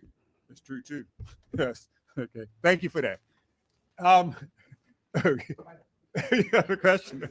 Okay. I thought you guys were finished. Okay. And Buchanan has a question. Thank you, Mr. Ski. And this is just preface it. This is for clarity because there are a lot of people who are confused right now. And just so that I'm glad that the minister has clarified the Tobacco Act and the Poisons Act, because I've done that this morning with several outlets, and I'll declare my interest. I recognize that one of the service stations, not mine, one of the service stations. Yes, let's make that very clear. Was one of those who was in violation. So my question is, they were given a letter to sign, and unfortunately, the owner of the establishment did not understand when he read the letter, because the beginning of the letter says that no nicotine products. Where'd I put my phone? Oh, I wanted to read the statement so that it's clear. It says in the letter, the Minister of Health provides this notice to remind retailers that under the Pharmacy and Poisons Act, and I guess I did declare my interest on both sides, the pharmacy as well, being general manager of a pharmacy before, the sale of nicotine and nicotine products containing nicotine are prohibited. Now, that's where the confusion came in. And so I think we need to do an educational thing, because the owner of the establishment, my question is the owner of the establishment was confused because it said nicotine, and he's just thinking, oh, well, cigarettes got nicotine and I can't sell cigarettes. So everybody goes into a panic. The whole of ESSA goes into a panic. We can't sell nicotine. And there needs to be some clarity, because the individuals that actually came to get the letter sent, I want to find out from the minister, are they clear as well on the difference between the two acts? Because it was obvious in the conversation that they weren't. All right. Minister, I opened that can of worms that time. That is my question.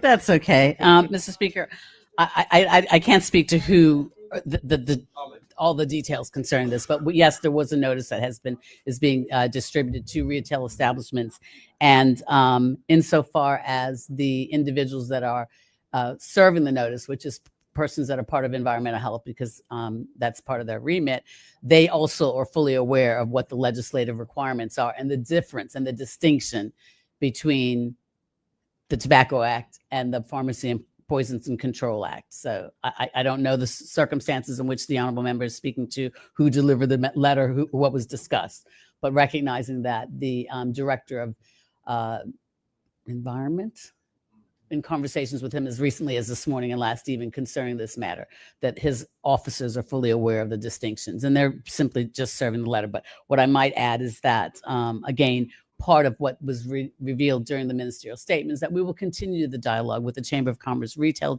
Division, as well as other retail circuits, so that they can ensure that they're compliant with the law, right? Because everybody wants to be compliant with the law. So we just want to ensure that and make sure that that information is passed on accordingly. Thank you, Mr. Speaker. Not to open up a can of worms, but at the end of the day, if you're not a pharmacy, you shouldn't have it. Nicotine, correct. And the story. Correct, And correct. the story. If you Because got what the nicotine, honorable you member shouldn't be a failed to pharmacy. continue reading is, and it goes on to say the sale of nicotine products containing nicotine are prohibited outside of a pharmacy. Those 4 words are in the letter, which unfortunately weren't read out. But in any event, you're correct. You're absolutely correct. If Mr. you're not a Speaker. pharmacy, it shouldn't be in your store. Correct. Thank you, Mr. Speaker. And that's for the listening audience to hear and understand, hopefully. Thank you, Minister. Thank you, members. Thank you, Mr. Speaker. MP King, you have a question for the minister as well, or your answers? You got your answers from the dialogue already. Morning Minister again. MP King also has a question for you. Good morning, House again. Minister, do you have any stats on the number of prosecutions for establishments that have been selling nicotine products to underage persons? I do not, Mr. Speaker. Supplementary or done? One more? Supplementary. Okay. The information regarding the sale and distribution of vapes and nicotine products to young persons, where did that information come from that would require a change in the law or an amendment to the law? Sorry. Mr. Speaker, as I've indicated, we are not changing the law. This law is decades old.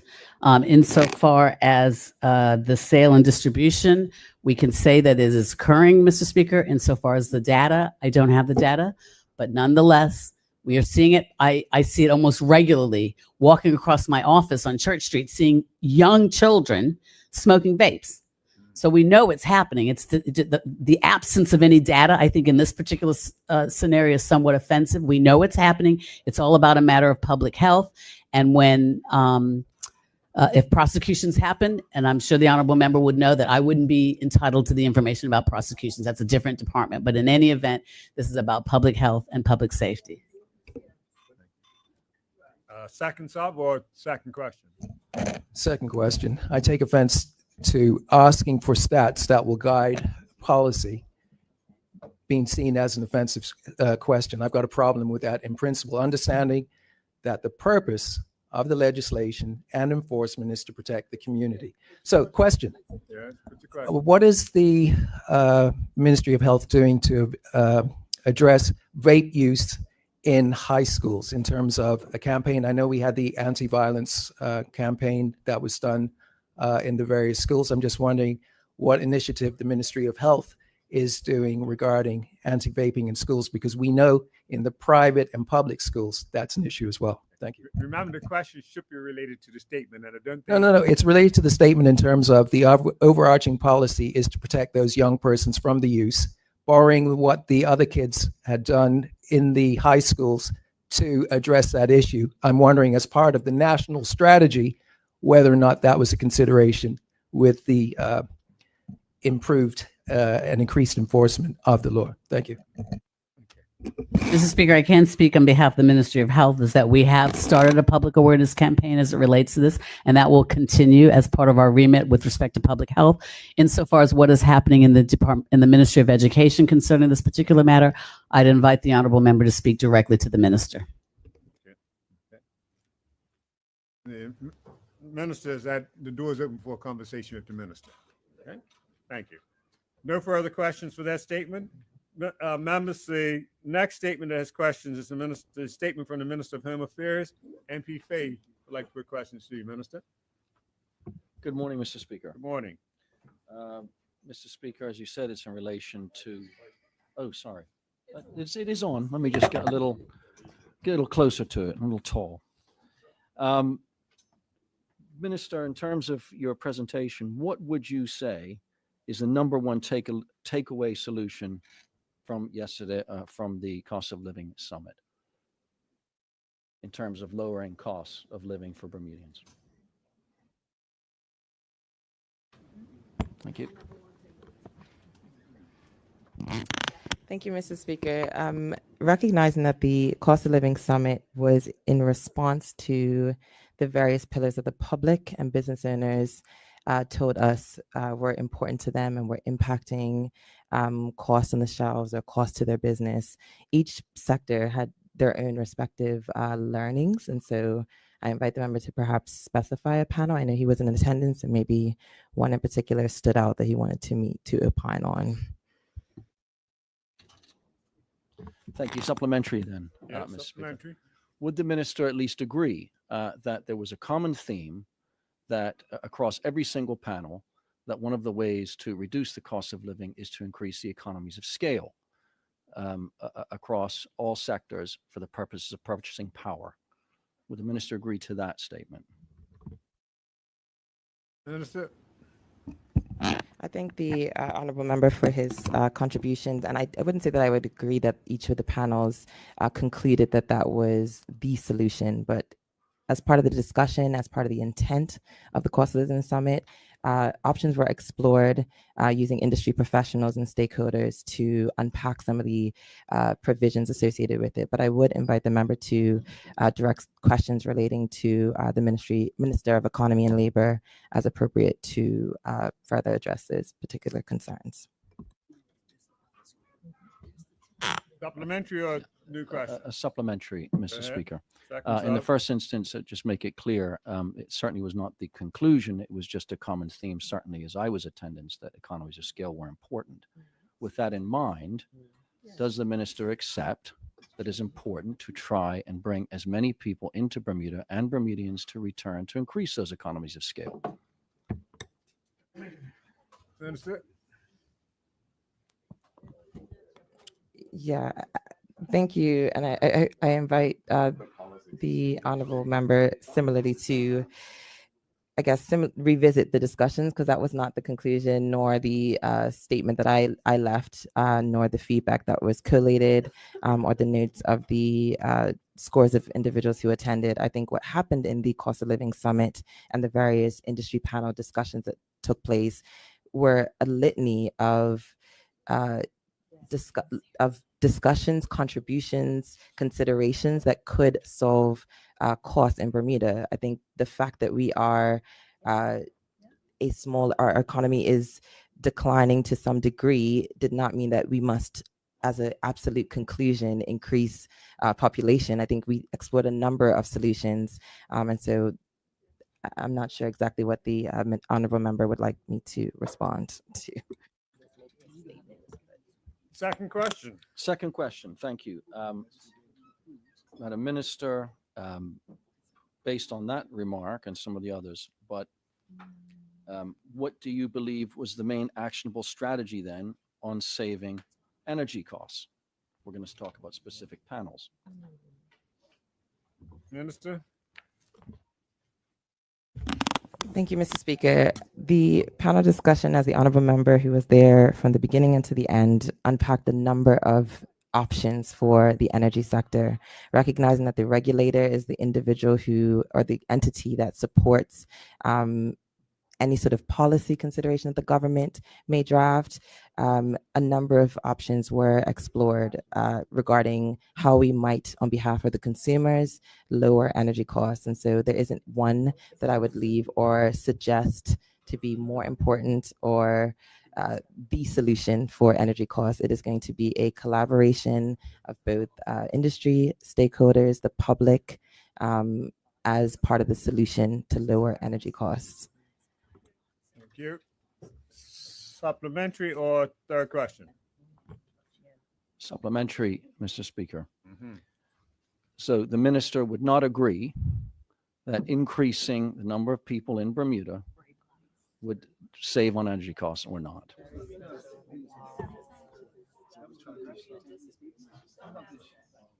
Minister? Mr. Speaker, I'm not sure that population was a part of my ministerial statement. I think we talked about the Cost of Living Summit and the various solutions, and cross-sector collaboration was the spirit and also the emphasis of the statement. Thank you. Supplementary or third question? Third question, Okay. Speaker. Mr. Speaker, what was the cost to the Bermuda taxpayer of the summit this week? I'll refer the honorable member to the statement, which included the report that is forthcoming, including all costs. Thank you. That piece will come at a later statement. Okay. She's indicated it'll come at a later date. surely everyone, anyway, I'm not gonna go there. Mr. Speaker, so does the minister have an idea of how much money was spent for the purposes of the cost of the summit? I mean, that's basic. Thank you. I'll invite the honorable member to read or refer to the statement as mentioned earlier. Thank you. No more questions, Mr. Speaker. Yeah, okay. Members, that brings us to a close of the questions for statements this morning. Before we move on, I'd just like to acknowledge in the gallery that we have Senator Milkerson. I want to go by first name at time. My apologies. Senator Milkerson visiting with us this morning. Thank you for your gracing us with your presence. Thank you. The next item on the order paper, as we move on, will be the congratulatory and obituary speeches. Would any member wish to make a contribution at this time? MP Swan, I think you're on your feet first. You have your 3 minutes. Thank you, Mr. Speaker. Mr. Speaker, it was with great sadness that I asked this House, and I, like my St. George's colleagues, me and Fogo, to be associated with the condolences to Mr. Ivan Bootsy Smith, a constituent of mine, but who grew up in number 1, St. Georgian through and through, former secretary of St. George's Cricket Club, PLP candidate in 1976, and a long-serving member of the Public Services Vehicle Licensing Board and a tourism ambassador in the transportation industry. Very colorful gentleman indeed, and he served Bermuda very well in that capacity, and I associate the honorable with that. Also, Mr. Speaker, condolences. I attended last week a memorial service for Miss Dorothy Chin Brandt in Manhattan at the Explorers Club, a 30-year repeat visitor to Bermuda, one of my golf clients who became a very close family friend, and I was honored to provide a tribute on behalf of all Bermudians that she came in contact with, a country she loved. And she was a politician, first Asian elected in New York State. She is a pioneer in the Asian community, very close friend of Mayor the late David Dinkins, who was her mentor and a dear friend of mine, I dare I say. And on a much happier note, I would like congratulations to be expressed and sent to one of our own in this chamber, Sergeant at Arms, Mr. Arnold Allen, who was overseas representing Bermuda as a member of the Bermuda Karate Federation. I associate the whole House. That team did well. Mr. Allen continues to even compete. He competed, but on the podium was Sawyer Talbot in the under 10 division, 3rd place. Chan Simons, 2nd place in the under 10. And Talia Fox, 1st in the over 40 category, serving Bermuda, representing the Bermuda Karate Federation team against USA, Chile, Bahamas, Trinidad, Haiti, Dominican Republic. They did very, very well, and congratulations to them. Thank you, Mr. Speaker. Thank you. And we did acknowledge that the Sergeant of Arms was off the island last week for the tournament, but thanks for giving the results and update. MP Ming, you on your feet next? Jumped up quick. It's going to be a cop match, 2-1. You know why they're going to jump up quick? It's going to be built out so quickly. They'll be in and out real quick. Yes, we acknowledge that. MP Ming. Good morning, Mr. Speaker. I hope I get back my whole 20 seconds for that nonsense Somerset talk that's going on around this house today. But, Mr. Speaker, I would like to, first of all, say, and I'm sure the House will want to be associated with this, happy special person birthday to our Deputy Speaker, MP Levita Fogo. I say special person. I don't want to get in trouble with any Piper rules or anything, but you figure out who gets special person cards these days, and then you can figure out the age. Yes. Free bus and ferry. So yes, we wish her all the best and many more. Mr. Speaker, this past Wednesday, we celebrated the Dame Jennifer Smith Future Leader Award ceremony in constituency number 1. I'm associating MP Figo with that, MP Swan, the entire house. And what we did was, this was our 20th year. So I've stood in this house on my feet as long as I've been here to talk about this event. And it is, what we do is we honor young people who have demonstrated early leadership skills. So even if they're not the most academic, the most athletic, they have shown their school principals and their teachers that they are leaders at a young age.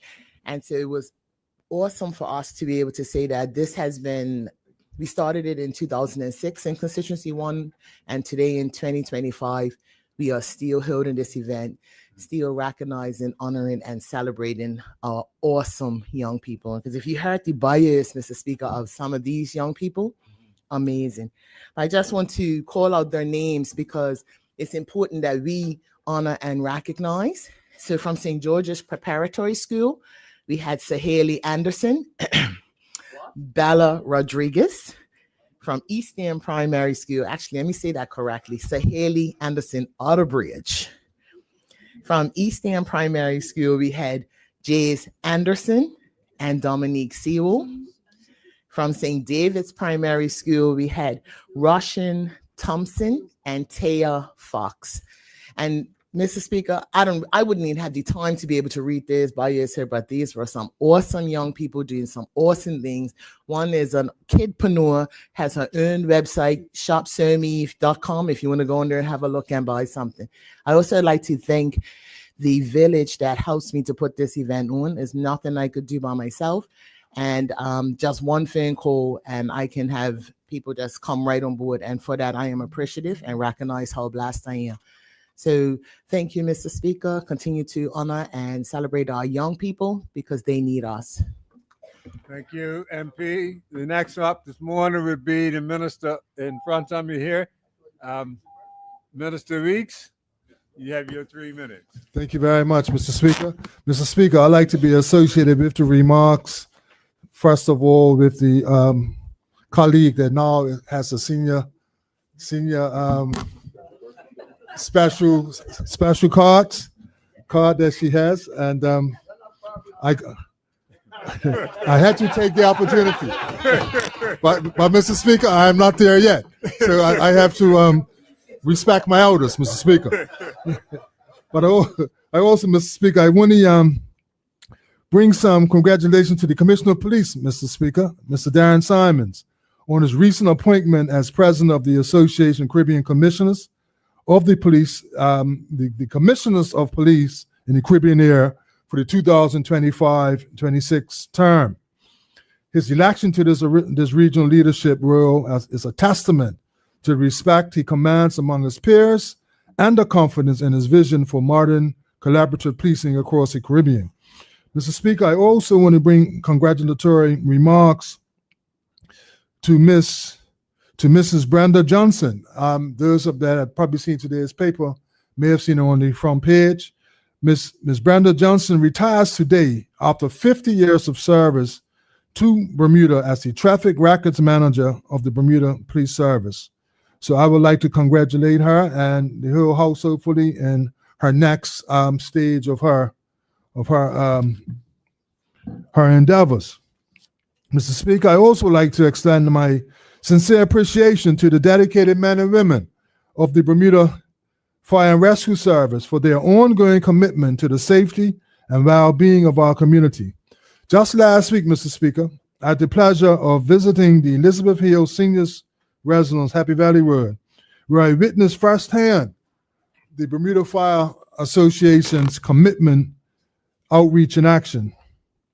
As part of their fire prevention program, members of the service installed smoke detectors in the houses of approximately 15 senior residents And I, Mr. Speaker, didn't just go there to witness it. I participated in visiting with the seniors and making sure that we were putting up the smoke alarm. So hats off to the Chief Fire Officer, Mr. Dana Lovell, and his team for their commitment to doing their part in helping Bermuda to stay safe, especially our seniors, Mr. Speaker. And as I take my seat, I think I want to be associated with the congratulatory remarks for the King's Certificate and Badge of Honor, Long Service Awards. I was there, but I was not here last week to show my appreciation, so I want to be associated with that. Thank you, Mr. Speaker. Minister. The special, what they call it, special group, special person. The special person has the floor now. Mr. Speaker, I'm always special. Oh, Yes. that's why I acknowledge you like that. See that?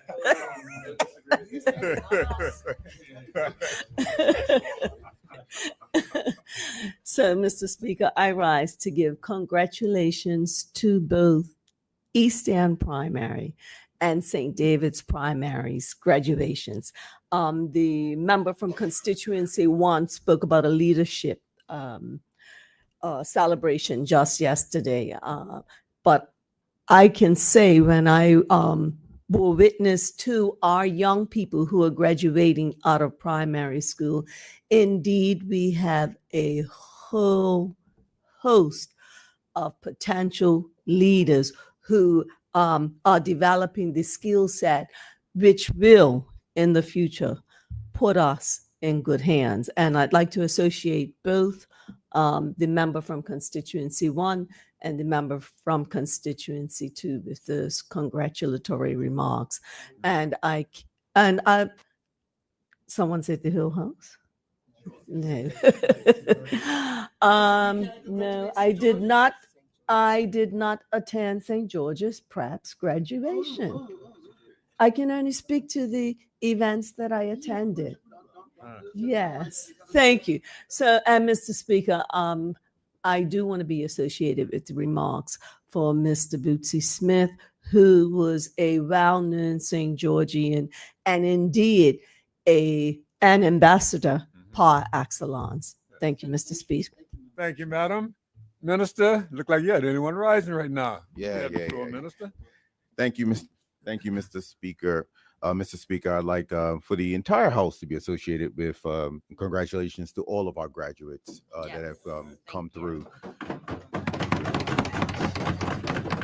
Mr. Speaker, I'd like, normally I don't pick out anyone in particular, but it was especially rewarding to see the year 8 students transition from Francis Patton Parish Primary School and Purvis Primary School this year, Mr. Speaker. So double congratulations to them as they went through expecting to leave it after P6, but ended up staying and leaving after P8. Mr. Speaker, I'd like to have a heartfelt congratulations sent to Dr. Bertram Burt McPhee, who turned 99 on Saturday. Yes. Mr. Speaker, for some of our younger members in the House, Dr. Burt, Dr. McPhee arrived in Bermuda at a time when Black doctors were not openly welcome.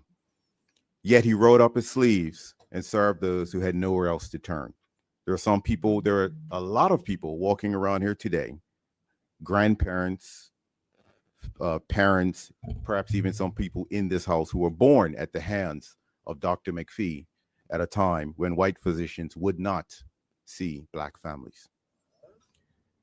Dr. McPhee is a member of my fraternity, Alpha Phi Alpha Fraternity Incorporated, and has been a member since 1946. That is 79 years of brotherhood. His stories are legendary. One of his favorites, which he spoke about again this weekend when I visited him, it was his attendance at the fraternity's 50th anniversary in 1956, where Dr. Martin Luther King Jr. was the keynote speaker. Imagine this, a man who not only practiced medicine in a time of racial resistance, but stood in the same room as one of history's most remarkable voices against that very type of discrimination. I've known him as a fraternity brother for nearly 24 years, and I've learned so much from him. He's the kind of man who will meet someone and say, "Oh, I remember when you were born," and he would not be joking. So, Mr. Speaker, Dr. McPhee is a living, breathing archive of service, struggle, and triumph, and we don't get many like him. So on behalf of this House, and I would like to associate the entire House, and with deep gratitude, wish Dr. McPhee happy 99th birthday. Thank you, Mr. Speaker. Thank you. Thank you, Minister. The opposition whip rose pretty quickly, and the government whip, rather, rose pretty quickly that time. Governor Whip, you have the floor. Thank you very much, Mr. Speaker. Good morning, colleagues. Mr. Speaker, I rise this morning to highlight and also congratulate a much needed service in this community in the likes of what's called the Daily Mail, MALE. They provide a health clinic, a mobile health clinic, offering free screenings for prostate cancer.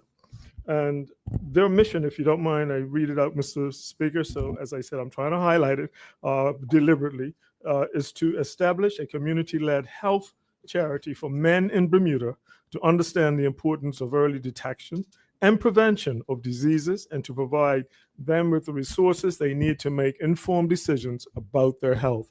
Mr. Speaker, I actually attended one of their sessions on a couple of weeks ago because they tend to move around the island to various clubs and organizations where men either congregate, especially men that look like me who are most likely to need this service anyway. So I just certainly want to congratulate them for their efforts and what they're doing and wish them all the best going forward. And I hope the message has been sent that every man should actually try to attend one of these screenings as well. Secondly, Mr. Speaker, I want to send congratulations to a very good friend of mine who was ordained in the Anglican Church on Wednesday of last week. He's now the Reverend Terry Hassel.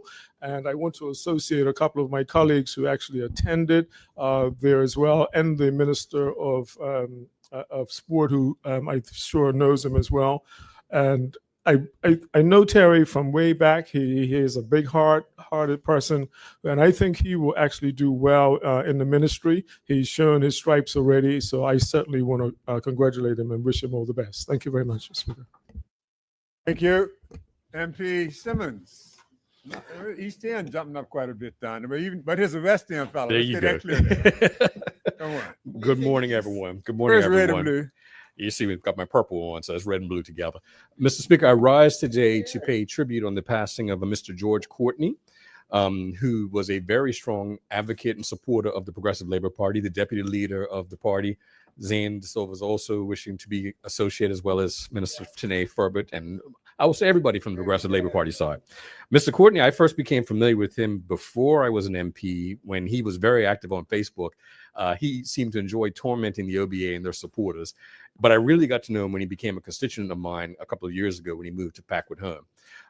Strong advocate for the party, strong advocate for Black economic empowerment, and it is be sad to see him go because I will miss our conversations. Yes. Condolences to his mother, Sylvia. Yes. Oh, and Honorable Kim Swan tells me he went to Dalton Tucker too. Yes, But condolences yes, to he his did. mother, Sylvia, who actually just recently celebrated a 95th birthday, Mhm. and to his siblings and all who loved him. Will miss him. Thank you, Mr. Speaker. Thank you. With any other member, MP Lister. You have your Good 3 morning, minutes. Mr. Speaker. I would like to first start off, Mr. Speaker, by echoing the sentiments spoken by the Minister of Digitization, if I am correct, in congratulating all of the recent graduates from public school system, whether they be primary school, middle school, or high school. And I would just like to, I'm not going to name them, but just to the many numerous young cousins and relatives that I have, just want to send them congratulations as they finish one phase of education and as they continue on to the next phase. Mr. Speaker, I'd also just like to highlight and send congratulations to recently the Bermuda swim team. And I know I probably associate the swimming coach, MP Ben Smith, recently competed at the Planet Swim Summer Championships in Florida. And I just want to highlight a few of the participants. Young Caleb Ingham finished with 2 silver medals. Young Brian Desmond, 2 bronze medals. And young Georgia White, she set a new national record in the 1500 meters freestyle in 19 minutes, 25.7 seconds. So, Mr. Speaker, our young people are always excelling, and I just like to recognize them. And lastly, Mr. Speaker, last Wednesday, I had the privilege of attending the Hurt People event put on at Bermuda College by the One Bermuda UMA. And the discussion was about in relation to a lot of the violence that we have going on the island and how we can address it and different solutions. And also the Minister of National Security, he was in attendance, so I'd like to associate him. But it was a well-attended event, and I think we need more events like them. I know the minister mentioned earlier the youth one that was put on that week, that same week also, but we need more so that we can, again, address the problems of violence in our community, find solutions, and that we can have a better way forward. So again, to the One Bermuda UMA, congratulations for putting an event that was well attended, and hopefully we can use more of them to find a solution. Thank you, Mr. Speaker. Thank you. Minister Darrell, you rose very quickly that time. You can have the floor. Thank you, Mr. Speaker. And I don't know if this was done in this place before, but if it was, I'm going to do it again. I'd like to send condolences to the family of Miss Yvette Lynn Baxter Wilson. She was a constituent of mine in C15. Did not get to meet her personally because by then she had moved to Paget, a location that we have in Paget, the King Edward Memorial. But I'd like to send condolences to her family, especially, and associate Minister Weeks with this, especially her daughter, Miss Natalie Simmons, and her husband, Rodney Simmons, who do still live in constituency 15, as well as her other daughter, Miss Linda Baxter. So I'd like to send condolences to the Baxter family. Also, I'd like to send congratulations, Mr. Speaker, to a few individual graduates. And I know the minister from the Cabinet Office did, and others have talked about graduates throughout the island. But I want to highlight a few in particular. And as we all know, because we sit in this place, Mr. Speaker, that when election time comes, you all ask for assistance from multiple different people. And I'd like to congratulate these specific young people who answered the call to step up and assist and learn during the most recent general election, particularly with my campaign. So I am forever indebted and grateful to them. But I'd like to call their names. Congratulations to Miss Sienna Smith, who at the time of the election was my youngest voter. Sienna graduated from the Barclay Institute yesterday. Also, Miss Mihai Straw, who graduated from the Barclay Institute. Miss Raisa Robinson, who graduated yesterday from the Barclay Institute. Miss Taylor Bean, who graduated from the Barclay Institute yesterday. And this one here, Miss Alay Burgess, who we will be hearing more from because yesterday at the graduation, she picked up many scholarships.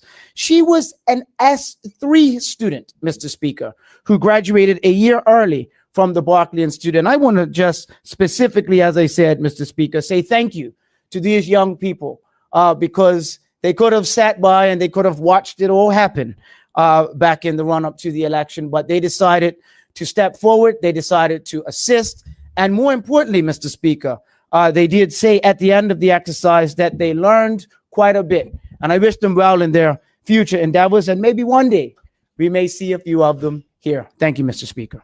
Thank you, Minister. MP King, you have your 3 minutes. Thank you, Mr. Speaker.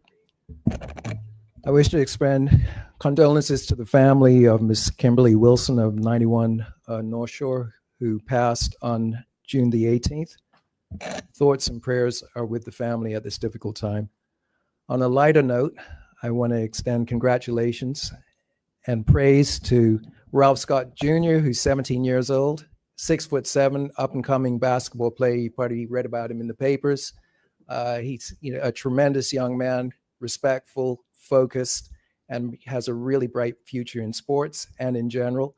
And I also want to commend and congratulate Miss Marley Terr, who shadowed me over the last week, who is interested in a career in politics.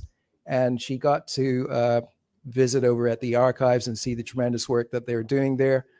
Also in the process of getting her set up with the youth parliament here through your son, sir. Thank you very much. Take care. Would you like to take your 3 minutes, Minister Furbert? Thank you, Mr. Speaker. Mr. Speaker, I would like to take the opportunity as well to congratulate. I know it's already been mentioned, but I do want to stand to my feet to congratulate all the persons who have graduated from our primary and middle school and high school programs. But I do want to make special mention to the graduates of Dame Marjorie Bean Hope Academy. I will associate the Hull House and Minister Caesar sits in another place with these remarks.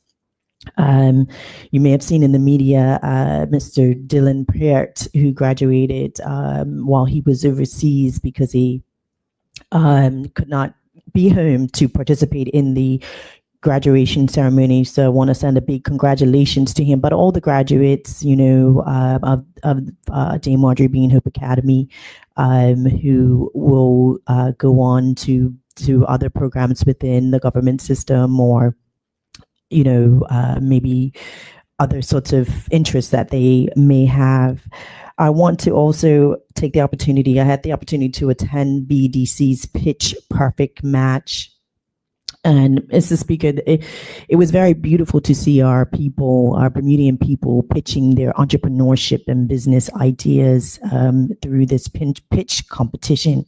And our people are so motivated and inspiring when they come forth with their business ideas. And we want to thank BEDC for the opportunity that they give our people, not just young people. But I want to say a special congratulations to Miss Trina Seymour, who won the $1,000 cash prize to go towards her business. And her business, or her product, was a Bermudian inspired children's workbook, you know, that children can utilize throughout Bermuda. And she was, you know, shared just so passionate about this workbook. And I just hope that she gets all the support that she desires from our community. Also, Burmy Bouncers, Mr. Speaker, I don't know if anyone's had the opportunity to watch Bermuda's very own Burmy Bouncers. They are a skipping group. They will be representing Bermuda internationally, I believe, this summer. But the skill of those students, it made my heart stop at some points, how they were flipping and skipping with a great degree of skill and ability. So I want to say a big congratulations to Burmy Bouncers. Thank you, Mr. Speaker. Thank you, Minister. Does any other member, MP, Reverend Deal? Good morning, and thank you, Mr. Speaker. I'd like to take the opportunity this morning to rise and give congratulations to Mrs. Barbara Dillis. Recently, there was a documentary that was aired in the Somerset community. The documentary was produced by Mark Waddell, Philip Rodriguez, assisted by Mrs. Barbara Dillis and former Member of Parliament, the Honorable Dale Butler. The documentary is entitled Bus Stop Mural, Legacy of Somerset, Our Business History. And for those of you who may not be familiar, there is a beautiful mural that has been painted on the bus stop across from the Warren Simmons Field in Somerset. And the documentary explains the mural, and it includes various individuals from the Somerset community who are telling the history of the various institutions that are highlighted in that mural. And I just like to thank Mrs. Dillis for her hard work, along with the other members of the team, and to thank the individuals that have taken the time to share the history of our community. And I encourage everyone who can to get an opportunity to hear about the wonderful Somerset community, especially as we prepare for our upcoming victory this summer. Thank you. Amen. There you go. There you go. MP Tucker, you have your 3 minutes. Thank you, Mr. Speaker. I first want to give condolences to the family of Mr. William Billy Gillis. I hesitate because he was a constituent, and whenever I'd speak to him, he'd have to correct me several times on the correct pronunciation of his name. I'd also like to extend condolences to the family of Mr. Lloyd Matthew. Mr. Matthew was my music teacher at Warwick and very kind man, somewhat very soft-spoken, but he was very firm and fair in the many times that he had to tell me to shut up, or the many times I got kicked out of his class on occasion. I'll stay focused, Mr. Speaker. I also would like to express condolences to members of my family on the passing of Aunt Eula Thomas. And so she will be interned later on next month. But again, just expressing condolences to Renee and Selena and the rest of the family. I would like to express congratulations to Andre Lamb on claiming the ABO Regional Welterweight title. I'd like to associate the whole house if everybody is in agreement. And as well as congratulations to Bermuda's newest ophthalmologists, Adam and Addie Tay-Botchway, who graduated fairly recently from the Royal College of Surgeons in Ireland. And they both will be doing their residencies there as well. So I just want to extend the congratulations because they are constituents as well. Thank you, Mr. Speaker. Thank you. Does any other member? MP Famous. Good morning, Mr. Speaker. Good morning, colleagues. And most of all, good morning to the people of Bermuda. Mr. Speaker, I'll start off with some condolences to some folks from Devonshire. I'll start off with Miss Lois Ann Parent, Chief of Happy Valley Road, Constituency 14. The MP reached out to their family. Mr. Matthew Rodhill of Chaingate Hill, that's my constituency. He is actually of Sable descent. And Mr. Jelani Tweed, who would be the grandson of, for those who went in the army, Collar Tweed. He passed away recently as well, unexpectedly. He would also be the cousin of, well, Reverend Tweed. Mr. Speaker, also congratulations to my godson, Suzanne Williams, and the class of Cedar Bridge. I single him out, Mr. Speaker, because he's the grandson of one of our greatest leaders, the Honorable Otterwell Simmons. He's the youngest grandson of Otterwell Simmons. Mr. Speaker, a couple of weeks ago, I was invited to come to Cedar Bridge to, I forgot exactly what the program is called, but I was invited by a teacher to come there and listen to young persons give presentations, and we grade them on their speaking directly to the audience, the flow of the presentation, so on and so forth. And there were three young men. I won't call their names because they're underage, like privacy issues. But these three young men each gave succinct presentations. One was on gang violence in Bermuda, the root causes, and what the possible solutions. Another young man gave a presentation on housing for seniors, and he gave the statistics and what are the possible solutions. And another young man gave a presentation on affordable housing. Again, what are some of the root causes and what are some of the possible solutions. So I want to give a shout out to the class of, even though I'm a Berkeley, I want to give a shout out to the class of 2025 at Cedar Bridge for the presentations and their teacher, Mrs. Wolf. Thank you, Mr. Speaker. Thank you, MP. Minister. Good morning, Mr. Speaker. Morning. Mr. Speaker, I just wanted to first associate myself with the congratulations to all of our recent graduates from university right on down. Mr. Speaker, I emphasize right on down because next week will be a graduation for a special 4-year-old who graduates from preschool and will soon be going to big school. And so certainly wanted to associate myself with that.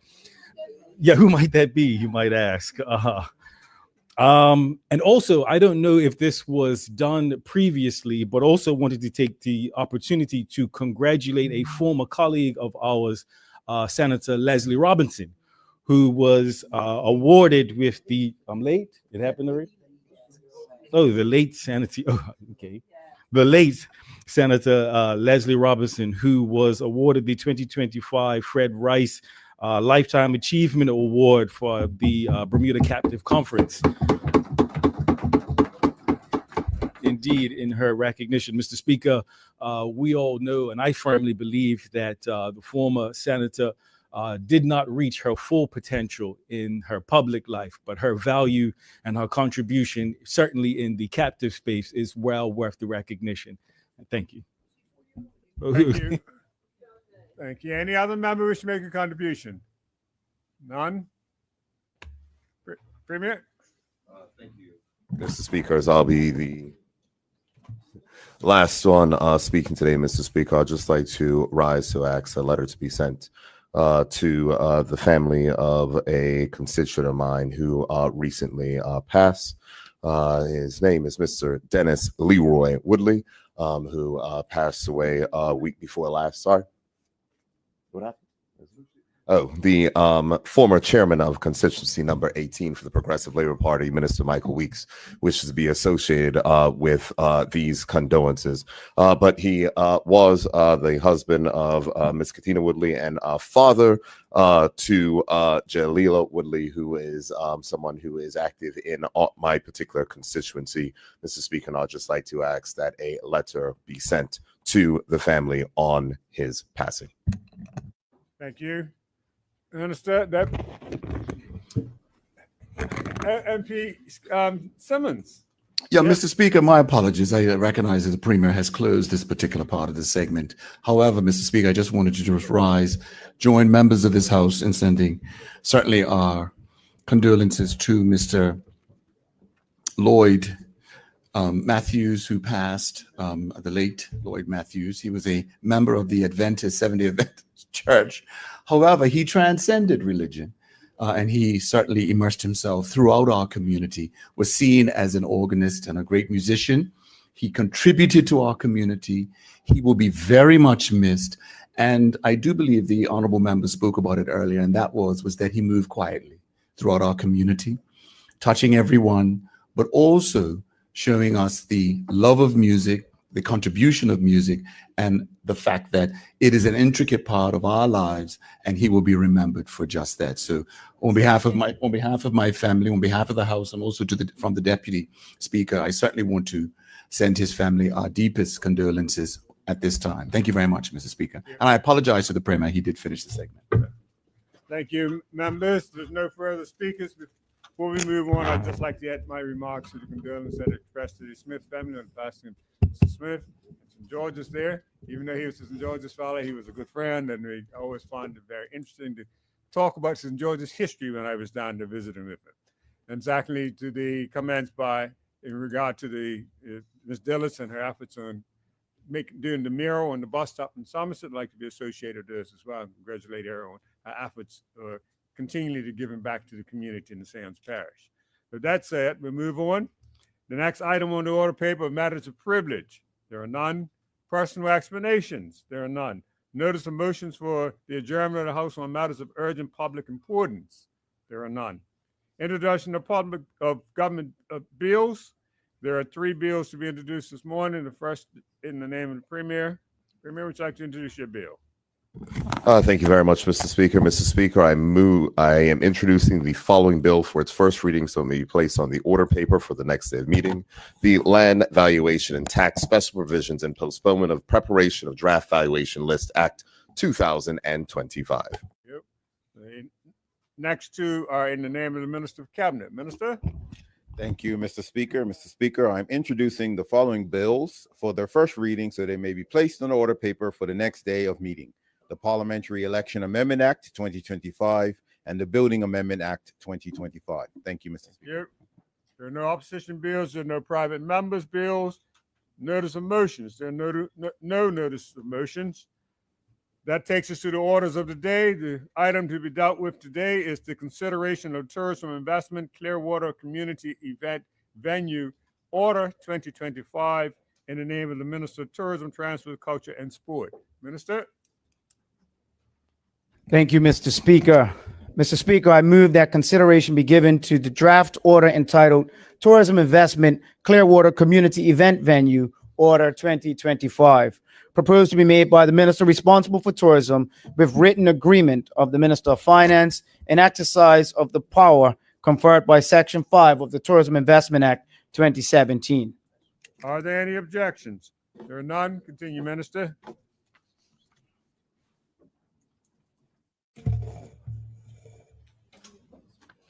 Thank you, Mr. Speaker. Mr. Speaker, the purpose in bringing this tourism investment Clearwater Community Event Venue Order 2025 before this honorable House is to enable the grant of customs duty relief to the operators of Clearwater Community Event Venue. The Minister of Tourism and Transport, Culture and Sport, in consultation with the Minister of Finance, deems that this tourism project to be an attraction which is in the national economic interest of Bermuda. Mr. Speaker, I'm pleased to invite this honorable House to take this order under consideration. Mr. Speaker, the application for a tourism investment order was submitted by Premier Tickets Limited, PTIX, a company founded by Bermudian Michael Branco and incorporated in Bermuda on the 12th of June, 2024. Mr. Speaker, PTIX partnered with 2.0 Collective to establish a community event at the Clearwater parking lot. The leadership team of PTIX includes Michael Branco, Chief Information Officer, Judy Benavides, Operations Manager, and Andrew Sternum, Customer Care Manager. The leadership team of 2.0 Collective includes Paulina Komslovla, CEO, Allison Murdoch-Smith, Client and Creative Services Manager, and Nathan Swan, Creative Lead. Mr. Speaker, PTIX has signed a 2-year lease with the Bermuda Land Development Company Limited for this parking lot site situated on Coopers Island Road. PTIX plans to set up a permanent venue for use by the community and event promoters, providing a cost-effective turnkey venue. They will install base infrastructure, including a 5,000-foot tent, power infrastructure, and containerized bars and facilities. Mr. Speaker, PTIX has a flexi team of up to 52 Bermudian employees and has the capacity to staff every role for every size event, large or small. This team includes event managers, parking attendants, box office staff, and gate attendants. Local security companies will be hired to coordinate and manage local event attendees.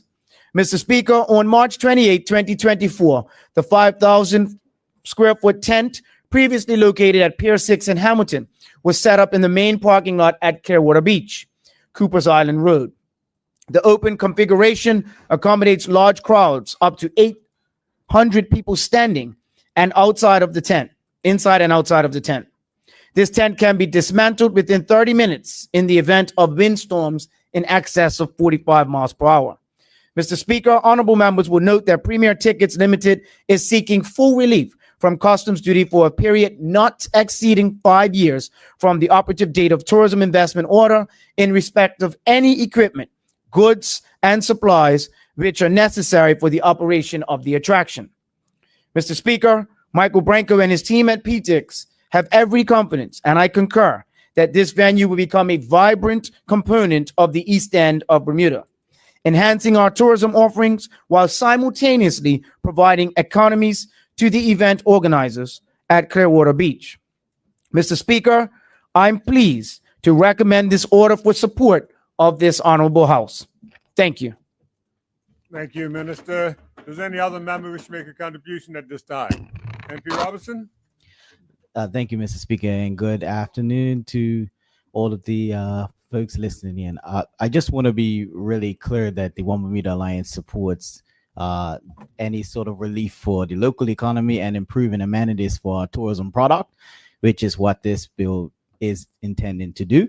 So as the minister was concise and to the point with it, I will also be that and say that we look forward to seeing more targeted relief to the local economy and infrastructure growth within the tourism industry. And this is a great start. So he has my support. Thank you, Mr. Speaker.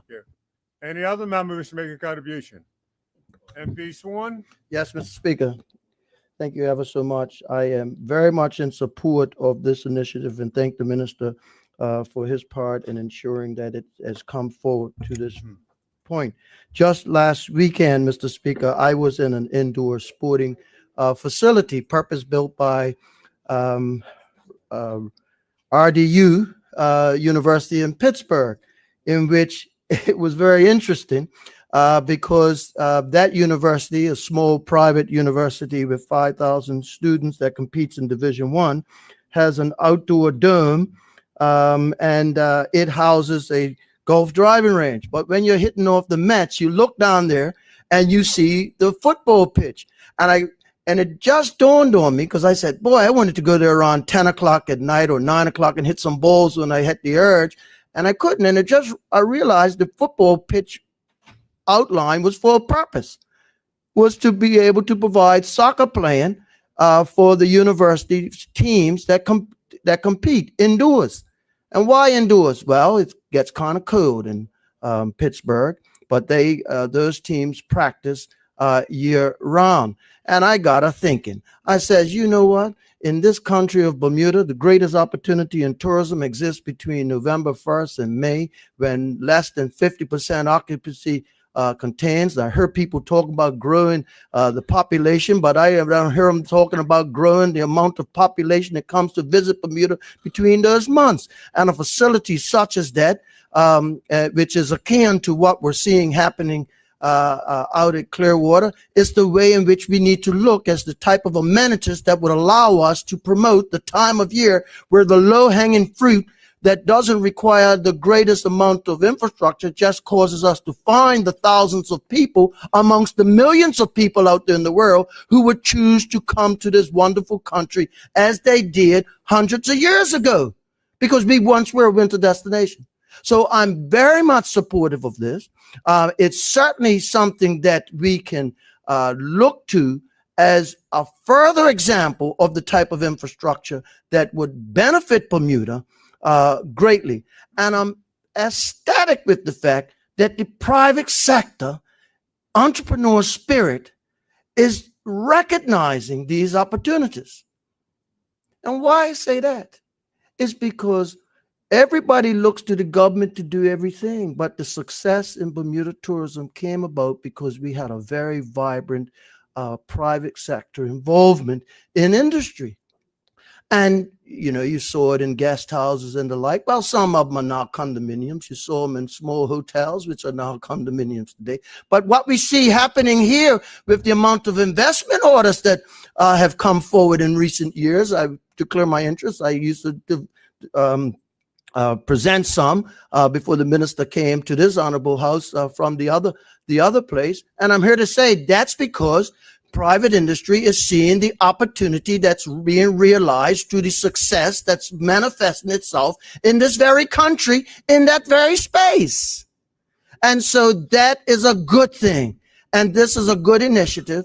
And I look to it to grow and encourage others to venture into where there is opportunity. And I will close by saying this: the opportunity in Bermuda exists between November 1st and May, particularly because we have hotels that are 50% undersold or greater.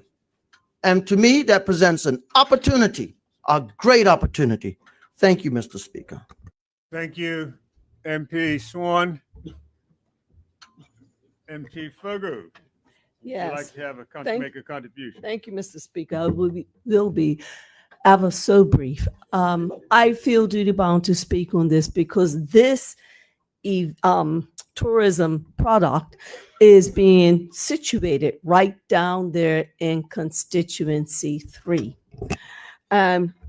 More to that, this tourism product that will be placed down there in constituency 3, this event product, will be offering 52 jobs to our Bermudians. So we will have about 50 some Bermudians employed, but that doesn't speak to the attendant services that will be associated with events like this, things like security. So by ensuring that we have put this product in place that I think Bermuda will benefit from, and certainly Bermudians, because we're talking about 52 jobs, we definitely, Mr. Speaker, can say that we are creating an atmosphere, a vibrancy that St. David's will be able to, the community of St. David's will be able to enjoy,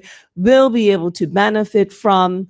And we can say that we are promoting something that has been to the benefit of our people. I have many, many constituents who email me every day because they, given the skill sets that they have, perhaps still have not secured employment. And I have referred them to various institutions that are offering services in the St. David's area. And no doubt I will be pointing them to this event that will be taking place, this entity that will be housed down there in St. David's. I'm excited about the fact that we will have and I'm emphasizing Bermudians, our Bermudians employed down there in the St. David's community.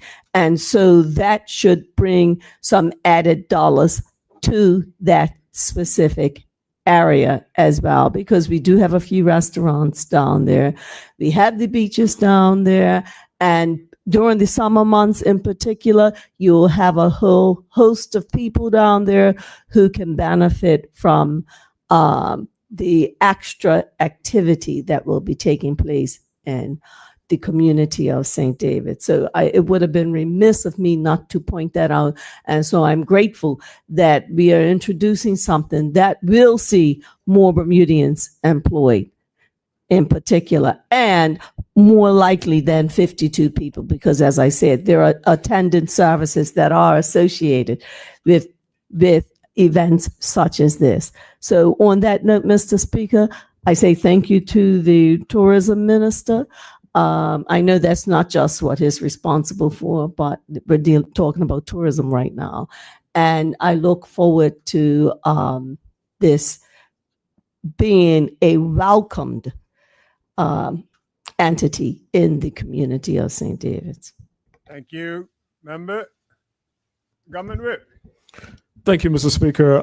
I wish to associate my support to this order that the Minister of Tourism has actually brought forward.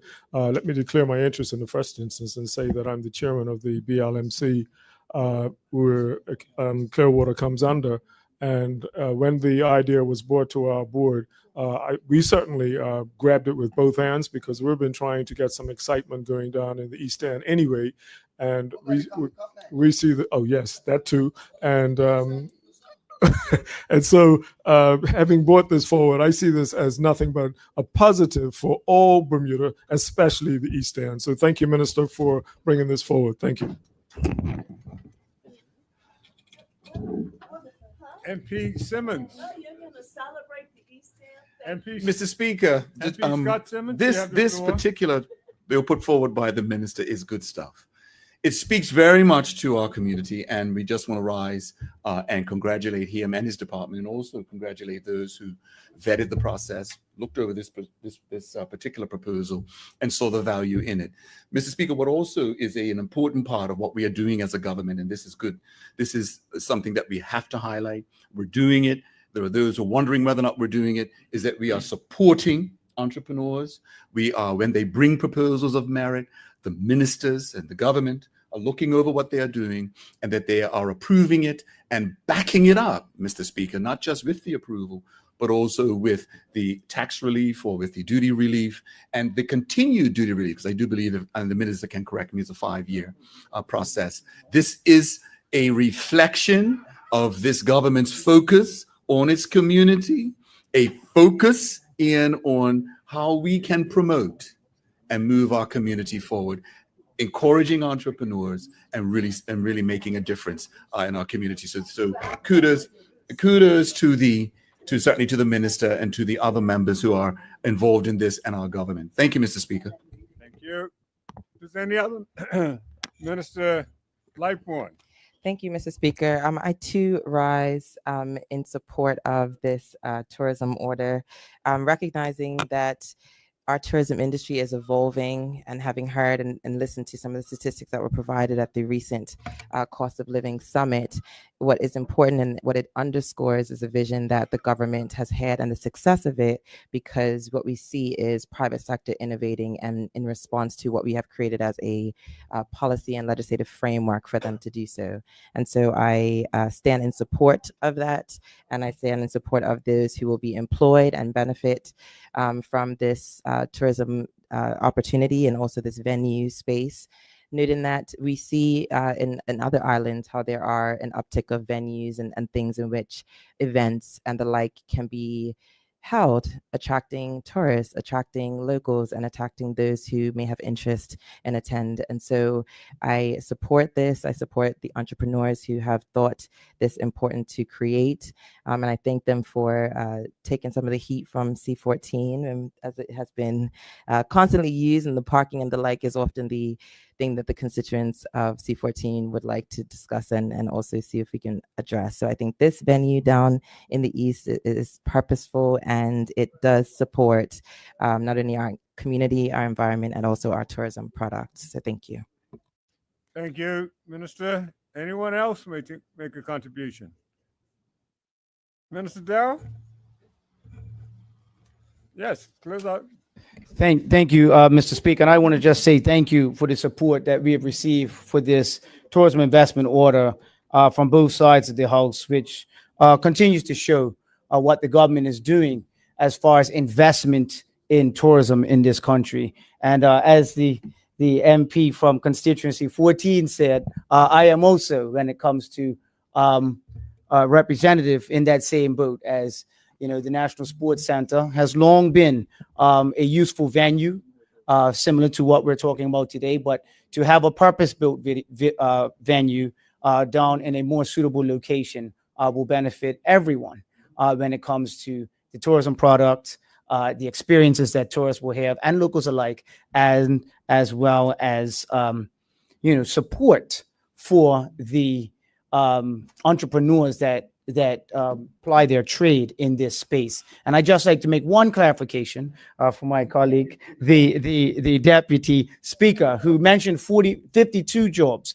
There are already 52 jobs that are in place from PTEX, who is going to put this community center. So what I think my colleague was saying, and the deputy speaker was saying, is that there will be possibly 52 additional jobs made. So thank you for that. Thank you for that. And I'm happy to make that clarification for you. 52 additional jobs with all other, vendors that come and they're going to support this venue. So thank you, Mr. Speaker, and thank you to everyone who has supported this second of many to come attractions that come under the 2017 Tourism Investment Act. And with that said, Mr. Speaker, I move that the said draft order be approved and that a suitable message be sent to His Excellency, the Governor. Thank you, Mr. Speaker. Are there any objections? No objections? Matter has been moved. Premier. Thank you very much, Mr. Speaker. Mr. Speaker, I move that the Honorable House do now adjourn until Friday, the 11th of July. Are there any objections to that? No, none. We have a member raised on his feet to speak. So you have your 20 minutes, MP. Finish. Mr. Speaker, I will need 20 minutes. Thank you. Mr. Speaker, a couple months ago, we looked at the definition of the term revisionist. Someone who attempts to recreate what someone who attempts to recreate what happened years ago and spin it into their definition of what's happening now. Mr. Speaker, we talked about in the last sitting about people that deny genocide, people that deny land theft. And the conclusion, Mr. Speaker, at least what I came to, is someone who does that, they have very little credibility, Mr. Speaker, very little credibility. So, Mr. Speaker, we're going to talk today about a word called gentrification. And the definition is defined as a process in which poor areas experience an influx of middle or wealthy individuals to renovate and rebuild homes and businesses, often resulting in increased property values and the displacement of other residents. Gentrification, Mr. Speaker. Mr. Speaker, we heard, well, some heard or read, an individual saying the solution to the cost of living is to bring in more people. The solution to the cost of living is to give away Bermudian status. Mr. Speaker, there's not one island that the population has increased, that life has got cheaper for the residents. Not one island. Even if the volume of groceries come in a little more, and maybe you could get that watermelon for $11 now. If the cost of housing has gone up exponentially, that $11 is wiped out. So when people stand on their feet or get in front of the media and say the solution to the cost of living is to bring in more people or give away Bermuda status, we have to call it for what it is, lack of credibility. Because they cannot show one iota of evidence where populations have gone up and the cost of living has gone down. Mr. Speaker, supply and demand. As we all know, one of the biggest issues in Bermuda right now is affordable housing. It's always been an issue, but it's getting worse. We have an issue where Bermudians cannot afford to purchase property in the Inner Island. We're getting to a point now where Bermudians cannot even afford to rent in the Inner Island because the prices are just getting ridiculous, Mr. Speaker. The Housing Corporation, through Minister Birch and now Minister De Silva, is doing what they can, but you cannot keep up with what's going on out there, Mr. Speaker. We all have an issue where Bermudians are leaving because they can't afford to live in the Inner Island, Mr. Speaker. Even if you drop the price of groceries, if someone can't afford to pay rent, they're leaving. What's the sense of having groceries if you ain't got nowhere to live, Mr. Speaker? So when we hear people purporting that they are here to help the country, saying, let's just give away Bermuda status, again, it goes to where credibility, Mr. Speaker. Because let's think about it. How does giving status to people who are already here increase the actual economic activity? It doesn't. But what it does do, Mr. Speaker, let me read a quote out of the Royal Gazette. Attracting foreigners to the island to boost the population was the obvious solution. Again, another quote, Mr. Speaker.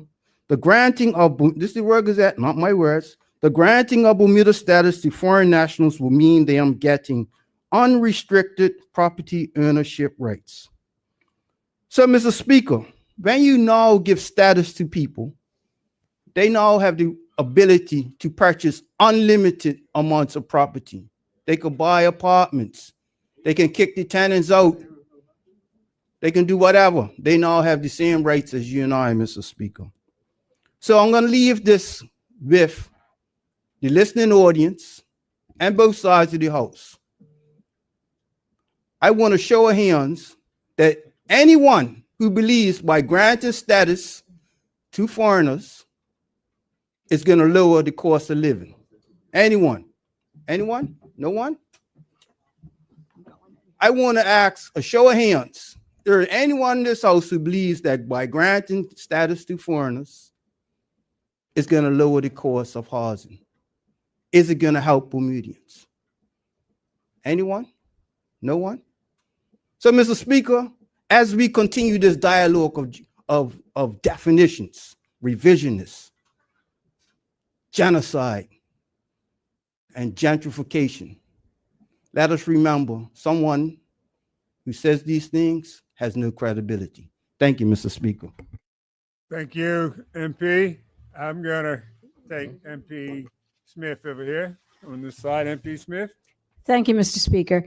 I did attend the Cost of Living Summit, and I got to say my takeaway was one of the major components to a solution would be to increase the number of people on the island so that we are splitting the costs. And that did come up repeatedly in the discussions and the panel discussions. For instance, the more containers on a ship, the less it costs to bring the ship in. The economies of scale that you get when you order more groceries. On the energy piece, the comment was made that the electrical system has been or had been designed for a population of 70,000. And of course, the Chamber of Commerce is estimating we're somewhere between 55 and 57. So, people do matter. But it is really important about how we go about growing the population. One of the interesting statistics that came up during the course of the summit was that somebody said that 30% of our population is living in poverty. And, we've heard that kind of thing before, but that is absolutely stunning. The other thing that was mentioned was that in the past 17 years, from 2008 to today, the volume of imports, that would be, goods coming across the dock, is 26% less than it was in 2008. And that even during the time when there was a blip up in the number of imports coming in because of the America's Cup, we were still 16% below where we were in 2008. These are data points that that do tell a story, and numbers do matter. One of the things that was also interesting was some of the recommendations and suggestions that were made, which are not major ticket items, but they are areas where the community and government can come together to solve some of the problems that we have. And when we can do that incrementally, obviously that kind of moves the lever in the right direction. And one of them was, it came from the farmers, who basically said that they're losing a lot of valuable crops due to the feral chickens, and that if we could do something about the chickens, that would be a benefit to them, and that there are also some health issues with respect to the number of feral chickens that we have. I think that, we could probably get some sort of government community effort around that, and that is something that could probably happen fairly quickly, and then we're just into a maintenance program. So I do think that there were some, there was no pun intended, but some low-hanging fruit in terms of some of the recommendations that were made. I think it was a really good event in that it pointed everybody up in the direction of this is a crisis. How we solve the crisis, I think, is, like I said, going to be incremental. But I also do believe that it involves growing the population. But I don't believe it is giving away status, opening the floodgates, doing any of that. I think that, I would like to see a very structured strategy and plan to grow our population in the immediate term, but with a view on medium to long term and sustainability of our culture and our people going forward. It's not something that we didn't get here overnight, and we're not going to solve it overnight.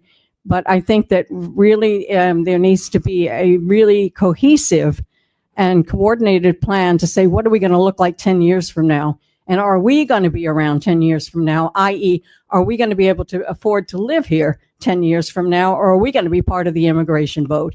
Anyhow, I commend the ministry on putting together the summit, and I hope that there are further discussions. Thank you, Mr. Speaker. Yeah, MP Smith. MP Simmons. Good afternoon, Mr. You have Speaker. your 20 minutes on the clock. Just, I will not speak ill of the member because he's not here, but I would like to thank the member just took her seat for saying that she does not support the granting of status. And I think it's a very clear thing because that's not the policy of her party. So I hope that she will, as a new voice, influence and shape the direction to pull back from this position which they have held since 2012. Mr. Speaker, those of us... I'd like to make a point of order. I didn't say I disagree with granting of status. What I absolutely disagree with is opening the floodgates and granting status to people to build up the population. We have to put a plan around this, okay? And it doesn't. It's not one alignment. Where's the plan? Where's the plan? So let's be clear. Let's be clear. She doesn't want to open the immigration floodgates, but wants to give away status. So let's be clear. Your position is not the same as ours. We don't have to explain our position because our position is not the same as yours. You have to justify your position of granting status to whoever and wherever. And let me understand. Let me make something very clear. One of the things that Point of disturbed clarification. me about no, I'm not taking it. The one of the things that disturbed me about the One Bermuda Alliance since their defeat in 2017. You made policy decisions without consultation that were not in your platform that led to the people blocking Parliament, right? The largest protest since the 70s. And never once have you said, you know what? I'm sorry.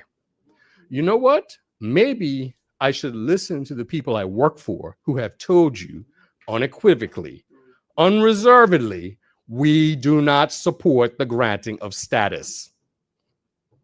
Listen up, listen clear. Look, some people, and I don't want to pick on slow learners, but some people, if they don't listen, they feel. So the licks wasn't enough in 2016? The licks at the polls of 2017 wasn't enough? The licks of 2020 wasn't enough? You think you know better than the people we work for. They don't want it. They've told you they don't want it. You know why they don't want it? I had an interesting book I found at a thrift shop recently on Bermuda's history, Bermuda Beyond the Crossroads. And it was an interesting factoid in this book. When the seats were cut for 40 seats back during the Constitutional Conference, 60% of the seats were predominantly white. And do you know how they got there? Well, we can talk about the way the boundaries are cut and all that.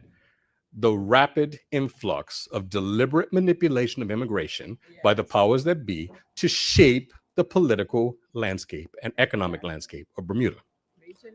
It's a fact. Okay, this is the history we've experienced. So when we speak, we're not speaking as though some boogeyman we've never heard of. We've seen this movie before. And we've seen the same players involved with this movie before. You know, you can't put out a remake saying the same script and the same nonsense that we've had to put up with. For same script writers. Now, when I came to this house, I didn't come here to speak for real estate agents who can't sell houses because they're overpriced. I didn't come here for retailers who were complaining about the market not being big enough for them to exploit. I came here because I saw what my contemporaries saw, how so many of us had to train lesser qualified expatriates to be our bosses, to sit in a department where every single Bermudian department is more qualified than the person they brought in on a work permit. We've had to sit and see the job descriptions manipulated. We've had to see people in ties, businesses told, oh, don't apply for that job because, you know, we like you where you are, so they could bring in one of their friends. We've seen the games played with immigration. We have seen it. And so we need to have an honest conversation about growing the country. And I agree that as we grow, it has to be sustainable. We have to be able to look at have as much passion to bring our people home who are born here and lived here all their lives and were forced to be displaced because of the economy, as you do for bringing in new people. You listen to the releases by the One Bermuda Alliance. Go back and count them. How many releases have you put out? How many interviews, how many statements saying we want to bring people back, and compare it to all the talk about getting status? Priorities matter. And Mrs. Big, I'm going to tell you something right now. I was not elected by people who want status. I was not elected by people who want to see Bermudians discriminated and displaced. And I pledge to my constituents, people who voted for me, I will never support it and I will fight it, whether we're government, opposition, or whatever. Thank you, Mr. Speaker.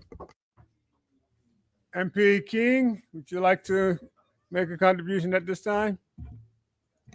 I feel compelled to, Mr. Speaker.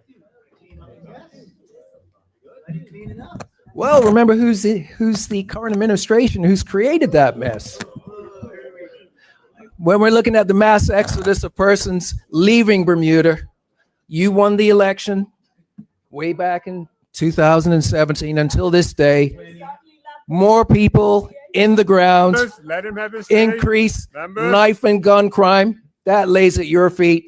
People leaving this country because of the cost of living. You created that. And also, when you're talking about persons who are working for the Bermuda government and foreigners, when we're looking at professional services and consultants, how many millions of dollars have been spent on consultants under the current administration? We asked for the numbers, but I'm sure that won't be provided. But when we were discussing the budget, what we saw is that there was an over-reliance on professional consultants at the expense of training local Bermudians. Mr. Speaker.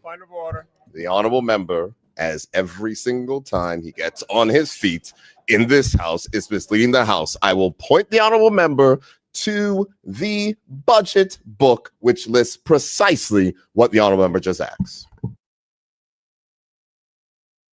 Continue, member. Just be Well, mindful of the he comment. makes, the honorable premier makes the point. Professional services versus training for persons in various departments, professional consultants, monies for that, millions and millions of dollars, training budget, hundreds of thousands of dollars. So there is a difference. And we also see. Point of order, Mr. Speaker. Point of order. The honorable member is misleading the House. He knows full well that the training budget for the government of Bermuda, as stated in the budget statement, is not hundreds of thousands of dollars. He must retract that statement and speak facts in this House. Member, just be He does mindful- know and he can read. Member, just be mindful of the fact that No, we just came out of a budget statement. and Absolutely. the budget statement Absolutely. The budget statement would have all the numbers that are factual. Continue. Thank you, Mr. Speaker. The fact is that statements are being made about floodgates and immigration, which are attributed only to the One Bermuda Alliance because it's convenient. However, when you have the Chamber of Commerce, which has used data and analysis from all sources to include government's figures, the message is clear that the population needs to increase. It needs to be strategic, as my colleague said here, not a floodgates approach. However, it could be argued that if we are in a state of crisis, something other than what is being done now needs to happen because people are still leaving. The cost of living is still increasing. People are still dying based on the policies that are implemented right now. So what is being done now is not working. The point is we need to do things differently. When we ask for data and what's driving the policy decisions that are being made in this country, we're basically told we'll get to that, or I don't have the numbers on that. So we're making decisions based on how we think people feel. We know how people feel. Well, good, Let the man good, speak. Let because the man I'm speak. representing the people of constituency C10, and they feel like this. They have talked about this, the ones that still remain. If we are serious about making change, what we'll accept is that the opposition's role is to uphold the government and hold it accountable to do what's in the best interest of the country. It may not be convenient. However, it is necessary. It is necessary. You talk about collaboration, but the moment we have a differing opinion, it's a problem for you. Well, Members, what could be said is you used every means at your disposal to make sure that you stayed in power. So we need to do things a different way in the interest in the people of this country. It needs to be based on facts and evidence and what subject matter experts say we ought to do for the people that we represent. Let's be honest about it. If we're saying that the Chamber of Commerce, what the Chamber has reported on is not accurate, that's a problem. If you're suggesting that what we are presenting is inaccurate when it's based on the figures and documents that you guys have provided, that's also a problem. We have to find a different way of actually collaborating and working together to solve the ills of this country. Thank you. Thank you, MP. Does any other member, MP Simmons? MP Swan. Yes, Mr. Speaker. Mr. Speaker, in retort to the speaker that just took a seat from C10, earlier this year we had a general election of which we're all aware. And there's one thing that I learned sitting in another place, which I went there in 1998, and I represented a different organization at that particular time that's no longer exists, but its files and stuff went to where the opposition sits today. So you can pick the bones out of that. But I'll say this, the Progressive Labor Party and the Colonel Birch, who sat in this house very admirably as Minister of Works, used to go down lunchtime after we had a heated session and come back, and then he would open up the page of the Progressive Labor Party platform, and he would go through and he would says, Intran done, Intran done, Intran done. Because there was one thing that it was difficult to argue against, is that for many years, going back to 1968, and I learned this in opposition when we had a library. I've spoken to that many times before, and I look for the day when we have it again in a revamped House of Parliament up on the Hill. Always came with a platform. And it wasn't one that was based on what current opinion was, or what current feeling was, or a pamphlet that we saw in the last election by the One Bermuda Alliance, who remains in opposition. It was some carefully thought out solutions and a way forward based on an ethos and a way of thinking, right? Put together by some people you know far better than I, Mr. Speaker, and I know some of them very well as well, even before I became a member of the Progressive Labor Party. And so right now, 6 months past January when the election was called, having presented a platform and a throne speech in November, and platform initiatives from 2020 that some are still a work in progress, the Progressive Labor Party is working according to a plan. Is it the plan that the OBA want? No, because the OBA's pamphlet plan got rejected in 2017, 2020, and 2025. And until members on that side appreciate that we are elected based on trust, not trust in people believing what they're trying to resell and repackage and get consultants to put in a fancy way. It's based on people, ordinary people on Slip Road, ordinary people on Hog Bay level, ordinary people on Field View land, right? Field View land.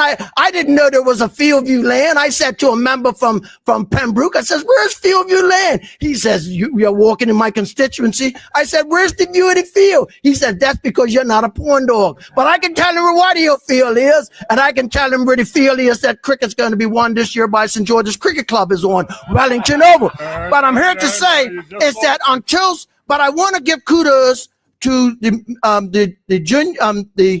shadow minister responsible that speaks in tourism. I saw a recent article that had some solutions listed. And I want to give credit to that, because that's what I learned from the member celebrating a very historic birthday. I learned that from our brother Brutus when I was in opposition. Your friends tell you not what you want to hear, what you need to hear. And Brutus says, stop going up there criticizing every week. Take a page out of our book, come with some solutions. And that honorable member has put forward some solutions, one of which was delivered the very same day today. So he was on time. But a solution doesn't come today unless there's some work that's been done well ahead of time. So kudos to our minister responsible for tourism and responsible for sport and culture for looking at what is required in this space. And if we're going to get some good service out of an opposition, you know, you just can't come here and say what you think, what you would like people to think. What you would like people to think. Yeah, I remember somebody saying to me, you know, we need change. You know what change to them meant? Change meant people changing the way they viewed them. And they kept being the same. Bob Marley said, you can run away, you can run, but who can't you run from? You can't run from yourself. And yourself is a problem for this country because you're elected to be responsible. You know, someone told me in opposition, when I was in opposition, said, Swan, you know, you can say anything because you have the luxury of being irresponsible. But that wasn't what I studied of the PLP for 30 years in opposition. For 30 years in opposition, coming with solutions that the Dan government took up, which prolonged their time in opposition, but they were irresponsible. But when they came in, that mindset didn't stop. We're still looking at ways in which we can better this country. And I welcome two solutions being offered by members opposite.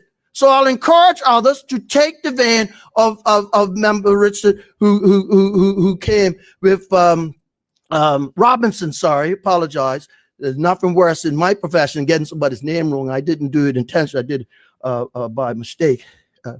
Thinking they came with some solutions. Now, on the subject of solutions, the opposition continue week in and week out, led by the member that speaks opposite of a very good young minister, my good friend, Minister Habit, talking about increasing the population increase. And Member Famous spoke to it very well. That narrative was a playbook in the 70s when the electoral roll used to be reestablished every year. Why? Because it would disenfranchise persons who didn't register to vote. Progressive Labor Party change was one of the first acts changed when the Progressive Labor came into perpetuating roll, so persons wouldn't be disenfranchised. And that's important. And that came on the heels of, hey, look, I ran in 1983 and I ran in 1998 under dual seat constituencies. I think there's only one or two members still around that may have done that. Maybe 1, 2, 3 who ran under dual seat constituencies in the 80s and the 90s and up until 1998. And that didn't work in favor of the wider population because you had persons who came here and back then, if you came in the 70s, if you came from certain countries, particularly the United Kingdom, and you could be on the electoral roll within a couple of months. And you could be guaranteed status within a couple of years. And that didn't benefit the country. And it was wrong. In the midst of the country having commission inquiries, pit reports, right? Truman reports, and all types of reports that led to major disruption in this country. You know? And you know what? One of the major things that bothers me about our current constitutional status is that even back in the day, when you had persons coming here that represented the crown, you had governors come to this country that were political. So they had an understanding of what it was like to represent a constituency. So you had governors like pictures of down at Blue Waters Anglers Club. My young uncle, who's 94 today, was the youngest member of Blue Waters Anglers Club when he was founded in 1958, being presented his prize by Martin Muir. Or my uncle, who was the pro at Ocean View in 1955, being presented a prize with Sir Julian Gascoigne.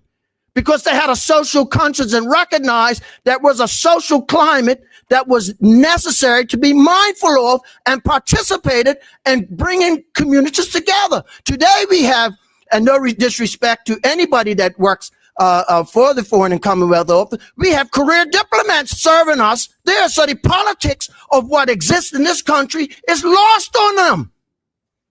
It doesn't work in the same fashion it's supposed to work for the people of this country. And just the irony, you know, I always say the good Lord has a wicked sense of humor, but when you're under a colonial system, it has the worst sense of humor. Is that we're paying for it? Anyone ask me, why would I have voted in 1995 for independence? Because it's the best thing for this country to realize its true potential. A country that competes against its own mother, Britain, for its survival against the major OECDs. The solutions will come from people that represent this country and who stand on both sides of the political divide. Hold hands and look at solutions on how to come out of the pandemic, how to move forward through economic crises throughout decades. Has the ability to figure out how to stand on our own. It's not something that just happened. It's something we've been doing for a long time.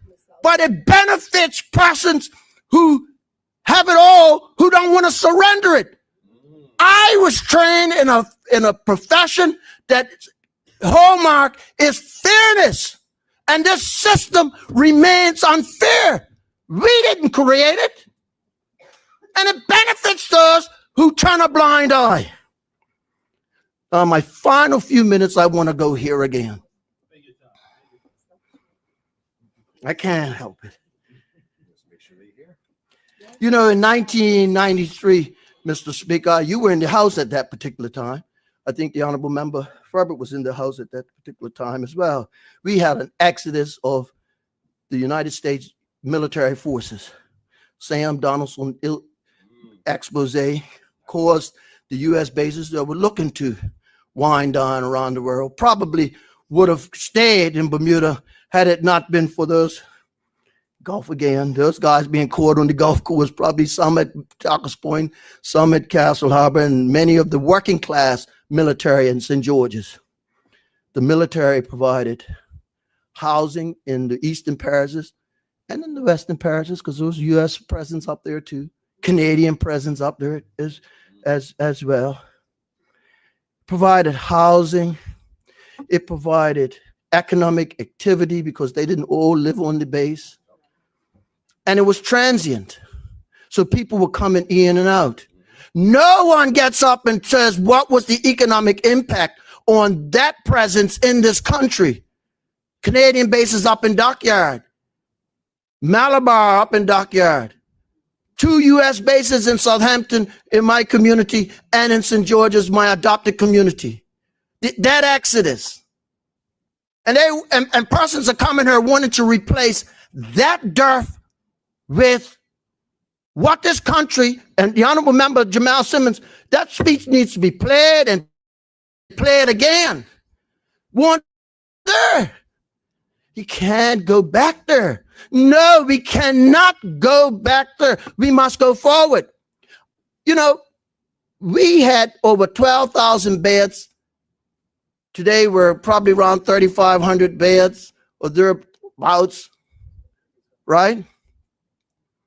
One thing the figures do show, we had a great number of hotels back 20 years ago, and we have very little today, right? And let me say that those persons took those hotels and made them condominiums. Now you just talk long enough and you admit those hotels went into the private sector. What I'm saying is this: I don't expect, and thankfully we see Elbow Beach being sold and a future. We see the Princess being developed, right? We see the remnants of other interests percolating around the country. But you got to deal with Luther, here and now. I promise to serve you faithfully. Here and now, we have an opportunity to increase the population. How? Visitor population in the Bermuda can stay in hotels who are undersold between November 1st and May. Someone join the chorus and convince people that we need to move our focus towards getting more visitors here in the winter. And you know, last year when I was laid up in bed because of medical things, I did a little reading more so and historical research.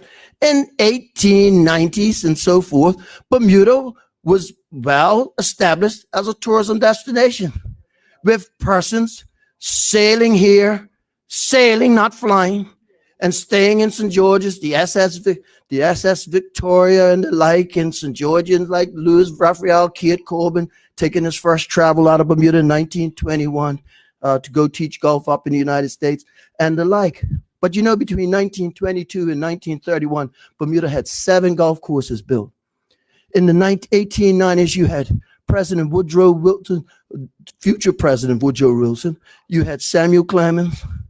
You had, in 1912, you had William Taft, President of the United States around that time, coming to Bermuda, shakers and movers, influencing their people in high value. Just this week, I didn't mention it on Congrats, but I will.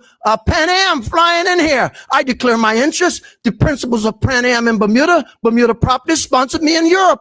Playing golf, I might add, to play on the European tour. Mr. One Trip, he earned Pan Am, he earned Castle Harbor.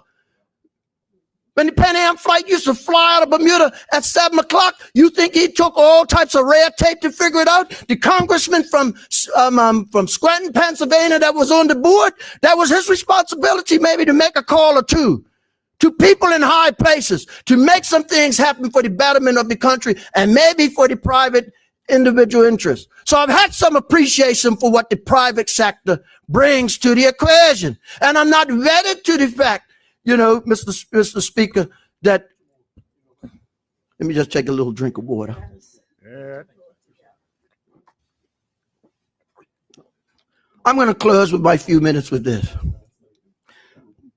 Is that in the spirit of solutions that a young member came with, and in the spirit of a speech of which Honorable Member Simmons spoke of and articulated that a mother member had spoke to, I would urge the opposition to look for solutions right across the board. Stop looking at anyone who's PLP with not having any ability, intellect to be able to navigate this country forward. But during a pandemic, when the balanced budget was predicted, this country, from a former finance minister, had to make a serious decision to help people. And it did. And it had to wait a couple of years to be able to recalibrate and get back on that track of a throne speech initiatives that had been promised and delayed because of a pandemic. Not too different of in 2007 or 2005 when the country was in buoyancy and persons opposite was blaming the PLP for the global recession. That's what was done. That's what was done. The PLP were blamed for the global. The PLP was the reason why Excel went down, shares went down to 2. Why AIG changed their name to Charters. While Madoff and Stanfield took the hearts out of persons who put their hard-earned insurance money into gas tubes to be collected by my cousin, Mr. Powell, up there in Southampton, while persons who had their pensions and their retirements in places like British American couldn't realize it. The PLP were playing for that because that's what the oppositions do. Be real responsible. Blame the government for everything. And sometimes it sticks because the great unwashed that follow the narrative. But I'm encouraging folks, sir, to be more responsible in their leadership. Look for the solutions and stop looking at us as not caring about the country. I'm prepared to accept that you care about Bermuda, but the people have already told you 3 times over that the way you want to do it doesn't cut it.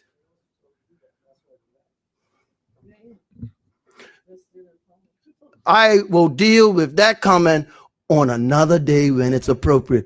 But I know from whence I came, and I know a little bit from whence he came too. So be careful what you ask for. You just might get it. Thank you.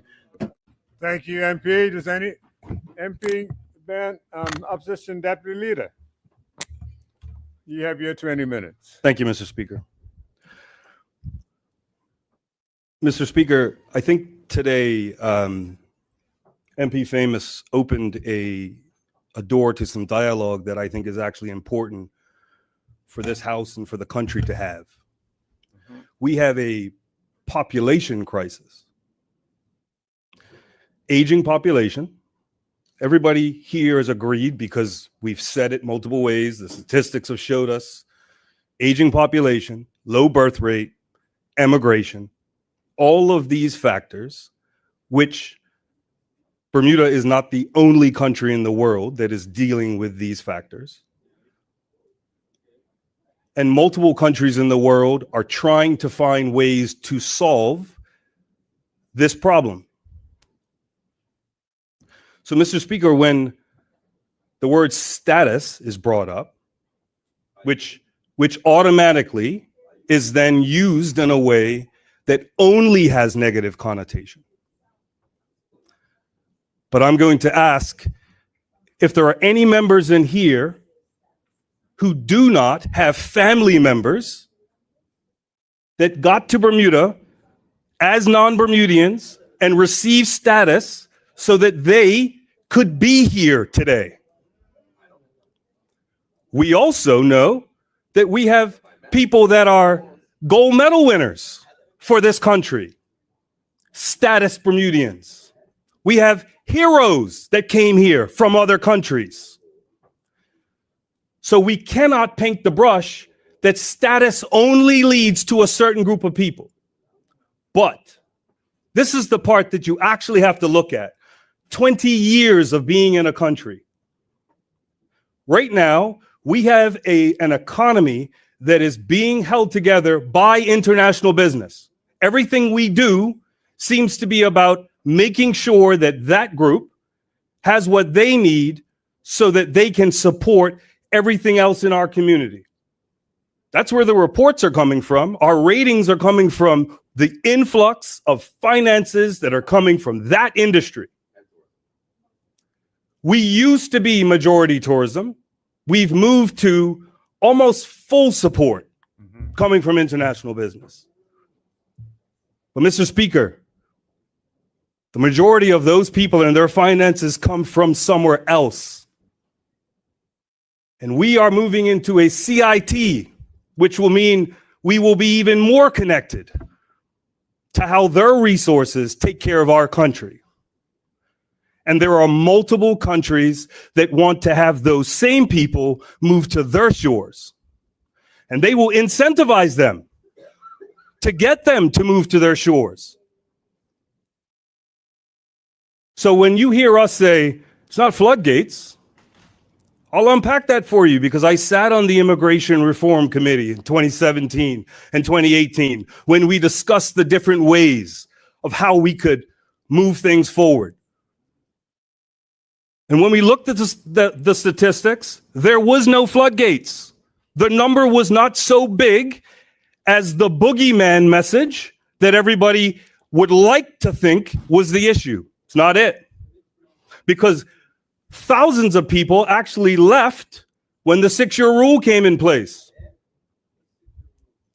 So what you actually have is people that have been able to stay in Bermuda for an extended period of time because they had multiple work permits that were approved under both of these administrations. That's how they ended up being here for that long, paying into our charities, paying into our grocery stores, hiring Bermudians. That's the actual people we're talking about when we make these blanket statements. They are also part of the country. And when we have immigration, we have to make sure that we understand, yes, Bermudians for multiple generations that have been in this country are leaving. But if you are the child of a PRC holder. PRC is the alternative that has been pushed a lot by this present government. And I know that MP Famous was not somebody that wanted to increase the amount of PRCs when we were sitting on that committee. But where we are is this. The children of those PRCs, born in Bermuda, growing up in Bermuda, participating in our sports, they're thinking to themselves, am I really part of this country? And they are part of that group that is emigrating and not coming back, educated in Bermuda, part of our community. So when we're having this conversation about immigration, let's make sure that we are having a full conversation, both sides. This is not a simple issue, and there is nobody on this side that is talking about floodgates. If somebody has been in this country for 20 years, that's not enough giving back? That's not enough of being part of our community? That's the message that you're telling them? You're telling them that here, we want you to be part of our charities. We want you to pay. We want you to create jobs. We want you to do all these things. But understand, the issue is our competitors are saying, come over here. We're going to show you what we can give you. Still not about floodgates, but we can't have a closed mind, closed door idea and tell our population that everything that is foreign is bad, while we are using that finance and these people to support everything that we are doing in our community. The issue is when the government puts Point forward. of order, Mr. Speaker.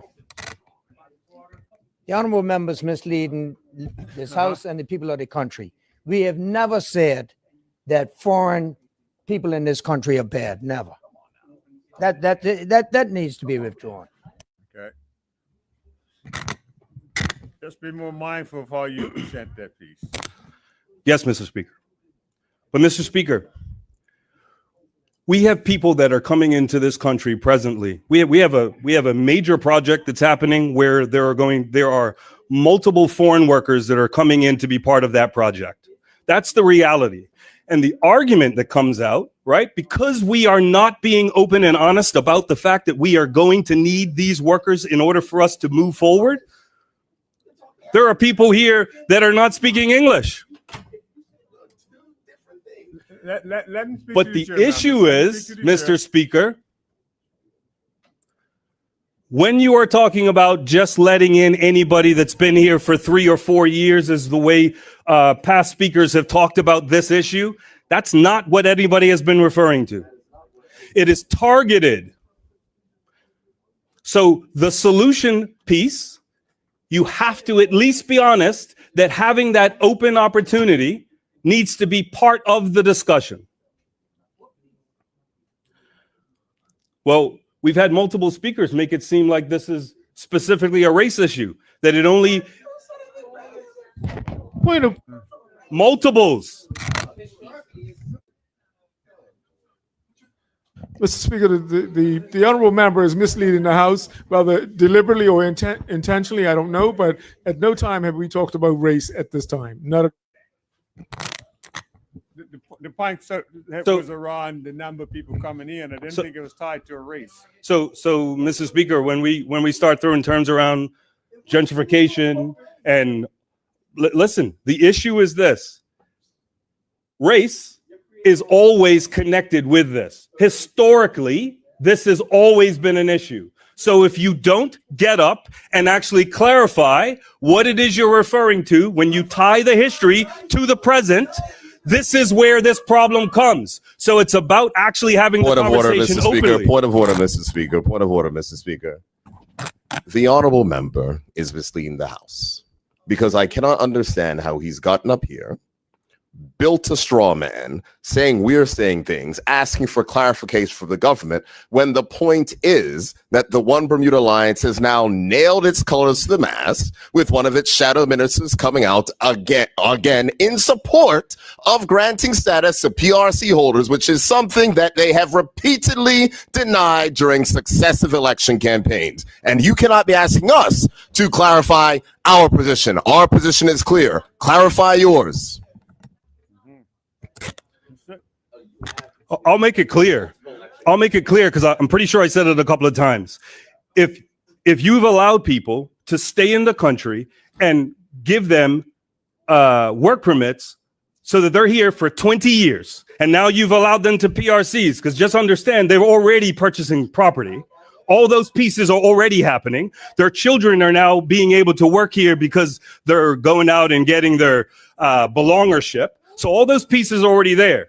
What I'm talking about right now is 20 plus years. The way this happens is now you have multiple generations of people who now don't have the ability to call themselves Bermudian. When generations of people who are in this country right now got here from another country, and they are now able to say, I'm a Bermudian, and point to somebody who will be here for 20 years, multiple generations, and they still can't have it. That is the conversation that I think is important that we do have. And that's the reason I'm bringing it up. When I'm talking about status, that is what I am referring to. I'm not denying anything. This is me on my feet telling you what the position is.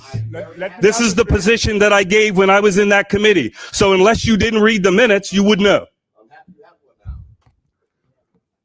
So the situation for us is clear. We have to look at every lever for how we can make sure, one, part of increasing the population means you have to stop the hole in the bucket where we are losing population. Emigration of Bermudians and the children of the people that you don't want to give status to, saying you educated me, but you told me that I wasn't actually part of you, so I'm going to find another jurisdiction to move to. That is part of it. That's the conversation that you actually have to have. Because remember, and the minister is saying we will survive, but look at this, because the population decrease, we're talking about cost of living. Look at healthcare numbers. Mr. Speaker, that alone, as the population gets older and shrinks, and the working population says, I am not going to continue to pay into that and leave, the price of that healthcare will continue to go up. So if we are not going to be serious and look at every lever that has to be pulled in order for us to make sure we're increasing that population by making ourselves more attractive to bring those people here, then we're doing a disservice to our country. It's not about floodgates. It's about saying we know that this is a major problem, and the same as other countries in the world that are having to change based off of, you know what, this is the way we've been doing things up until now, but we have to target the way that we are going to move forward. You have an opportunity to get to your feet, and you also have an opportunity to go on Google and look at all the countries that are dealing with the exact same situation as Bermuda. We cannot continue to put our heads in the sand and blame things on just what has happened way in the past. This government has the ability to move forward in a direction because they've been in control. Listen, they've been here since 1998. We keep going back to 2017, but they have to take credit for a lot of where we are today because it's been an extended period of time that they have been in charge of this. So for us, this is not just an immigration issue, but it is important that we start to actually have a proper dialogue about what this means. We cannot continue to let our population think that this is just a boogeyman that we cannot move forward with. If we continue to make the group of people that are supporting this country feel that, you know what, we will give you everything, but you actually can't be Bermudian for the next 3 generations, at some point, they start to look at the attraction of our competitors and say, they want us, Bermuda doesn't want us. Bermuda's now going to tax us, so maybe we should go somewhere else. We need to at least start to have that conversation, because if you do not, we're going to find ourselves in a completely different situation 10 years from now with a population that cannot sustain itself even further than the situation that we are in today. Thank you, Mr. Speaker. UMP.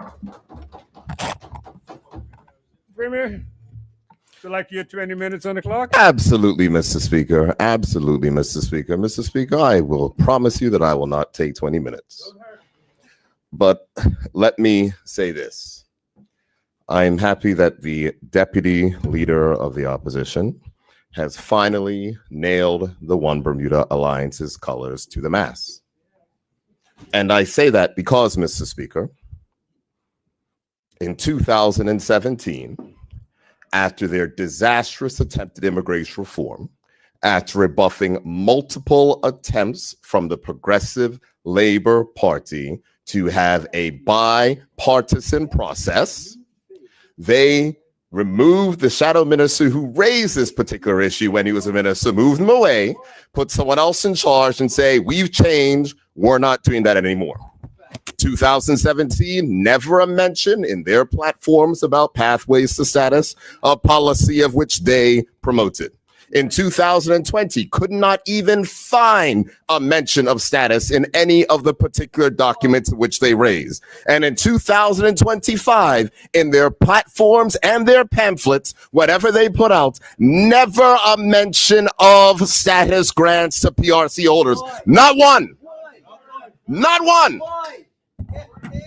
But now, all of a sudden, in a cost of living summit, and the comments from the shadow minister, who's now back in Home Affairs, dealing with matters related to cost of living, he now sets the policy for the One Bermuda Alliance that their leader was afraid to put inside of their platform, that they would never mention, that they would deny. I even remember the honorable member for constituency number 30 writing op-eds saying, no, that is not our plan. And now, Point of order, Mr. Speaker. Point of order. Yeah.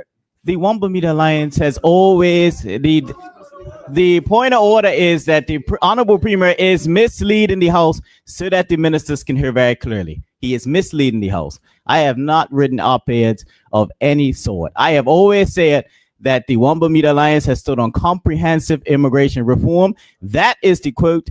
He can always pull it up on Google. Oh, Mr. Speaker, I thank the honorable member because he just made the exact point of which I have said. When we have said their word for comprehensive immigration reform is a smokescreen for their plan to extend status to PRC holders, they come back and say, no, that's not what we mean. We mean comprehensive immigration reform. Not the only thing. Well, guess what? We had a bipartisan committee on immigration reform. We were the first party to introduce PRCs back in 1999 when the United Bermuda Party, of which you're a member for constituency number 10, has tied yourself to. Let's be clear on that one.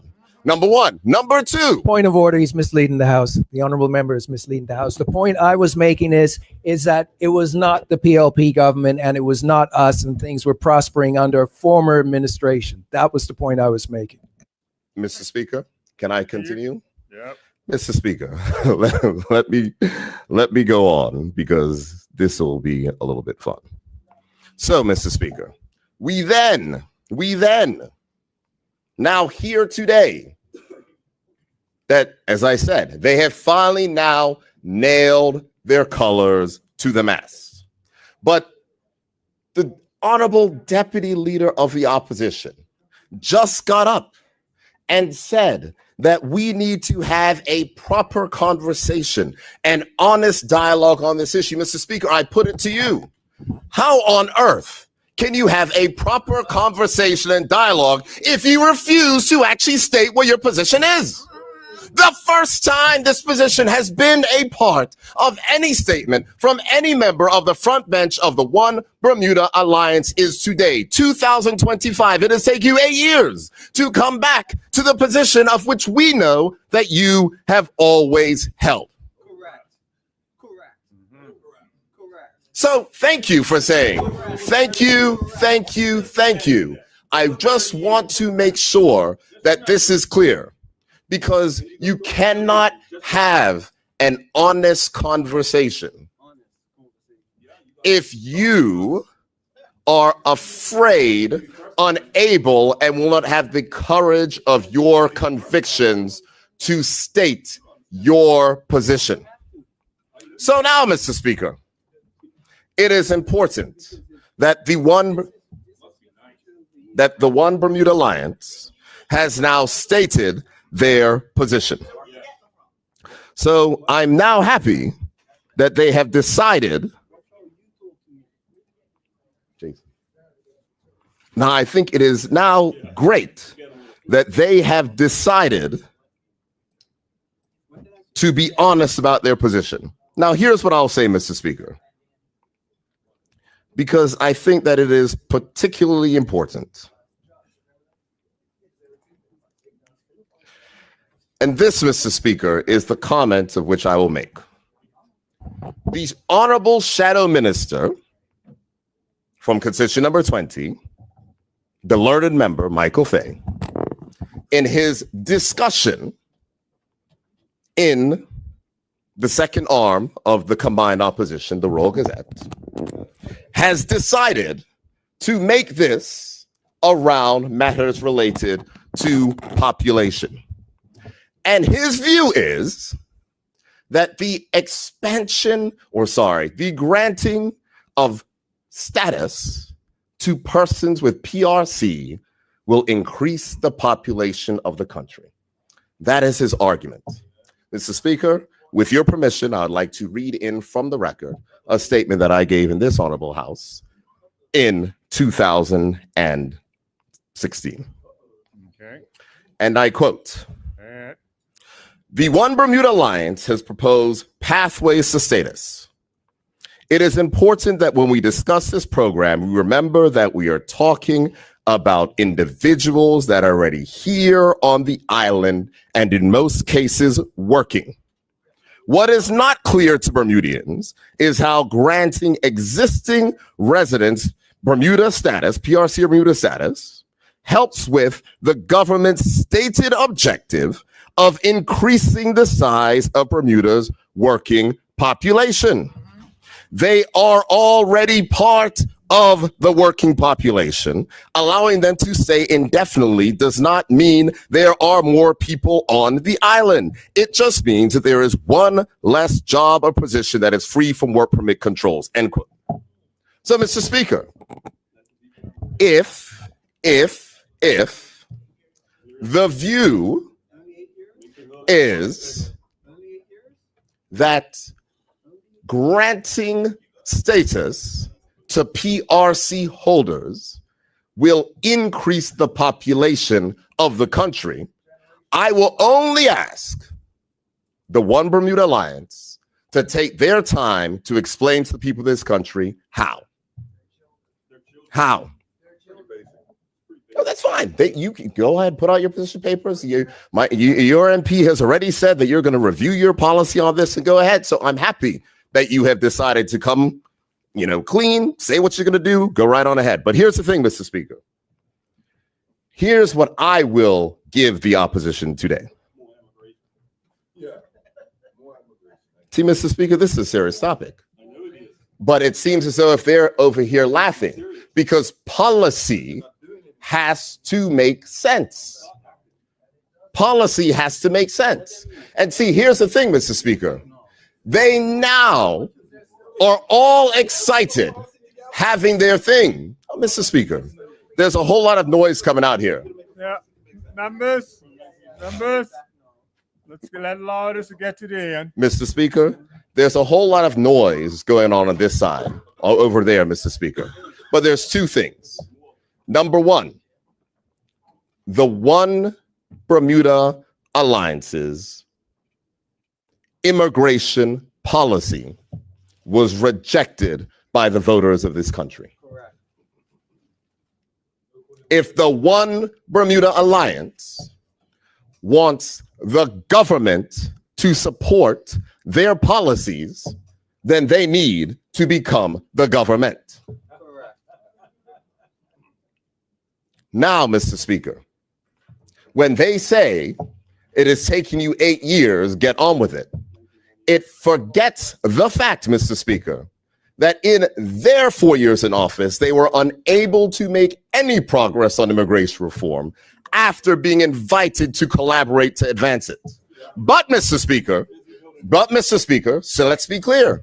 When we came into office, we kept our promise to have bipartisan consultation and advance the most significant immigration reforms the country had seen since 1999, Mr. Speaker. That is what you were able to do when you have principled leadership, cooperative leadership, consultative leadership, and bipartisan leadership on this issue. So I look forward to them putting forward their plan. Maybe they might even bring a motion here for debate in the House, explaining to people how granting status to PRC holders will increase the population. But now, Mr. Speaker, let me, with your permission, please read in for the record a statement that I made in this honorable House in 2013. It was on the occasion of the first budget reply that I was honored to offer on behalf of the Progressive Labor Party, in which we spoke about immigration and offered an olive branch to the then government to work collaboratively on these issues. Now, here's the thing, Mr. Speaker. I want to read it. And I quote, "We will, however, Mr. Speaker, lay down this marker that it has been the long-standing position of the Bermuda Progressive Labor Party that we will not support the reintroduction of granting of Bermuda status outside of our current laws prior to Bermuda becoming an independent nation. We support immigration reform as foreign labor and talent is vital to our economy and our future. But we will not support such reforms used as a pretext to extend status to PRC holders. That is our red line." End quote. Mr. Speaker, allow me to state, as the leader of the Bermuda Progressive Labor Party, that red line still stands. However, Mr. Speaker, I will say this. I will happily engage with the opposition. If they want to meet us halfway, if status is so important, then let's have a real conversation so that we can extend not Bermuda status to PRC holders, but Bermuda citizenship to PRC holders.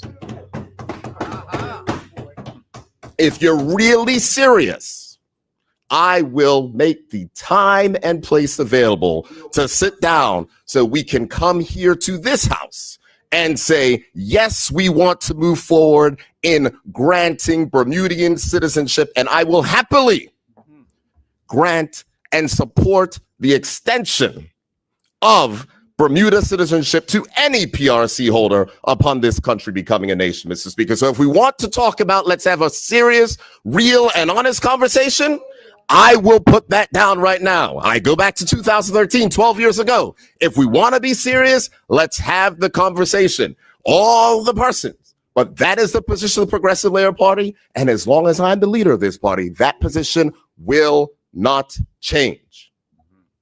So, Mr. Speaker, the ball is now in their court.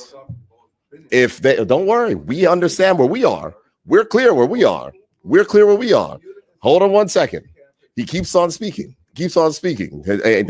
Bermuda's broken, can't fix it. Bermuda's broken, can't fix it. Doesn't matter how many independent agencies, how many record employment figures we have, how many things keep going on. That is their particular position. But here's the thing, Mr. Speaker.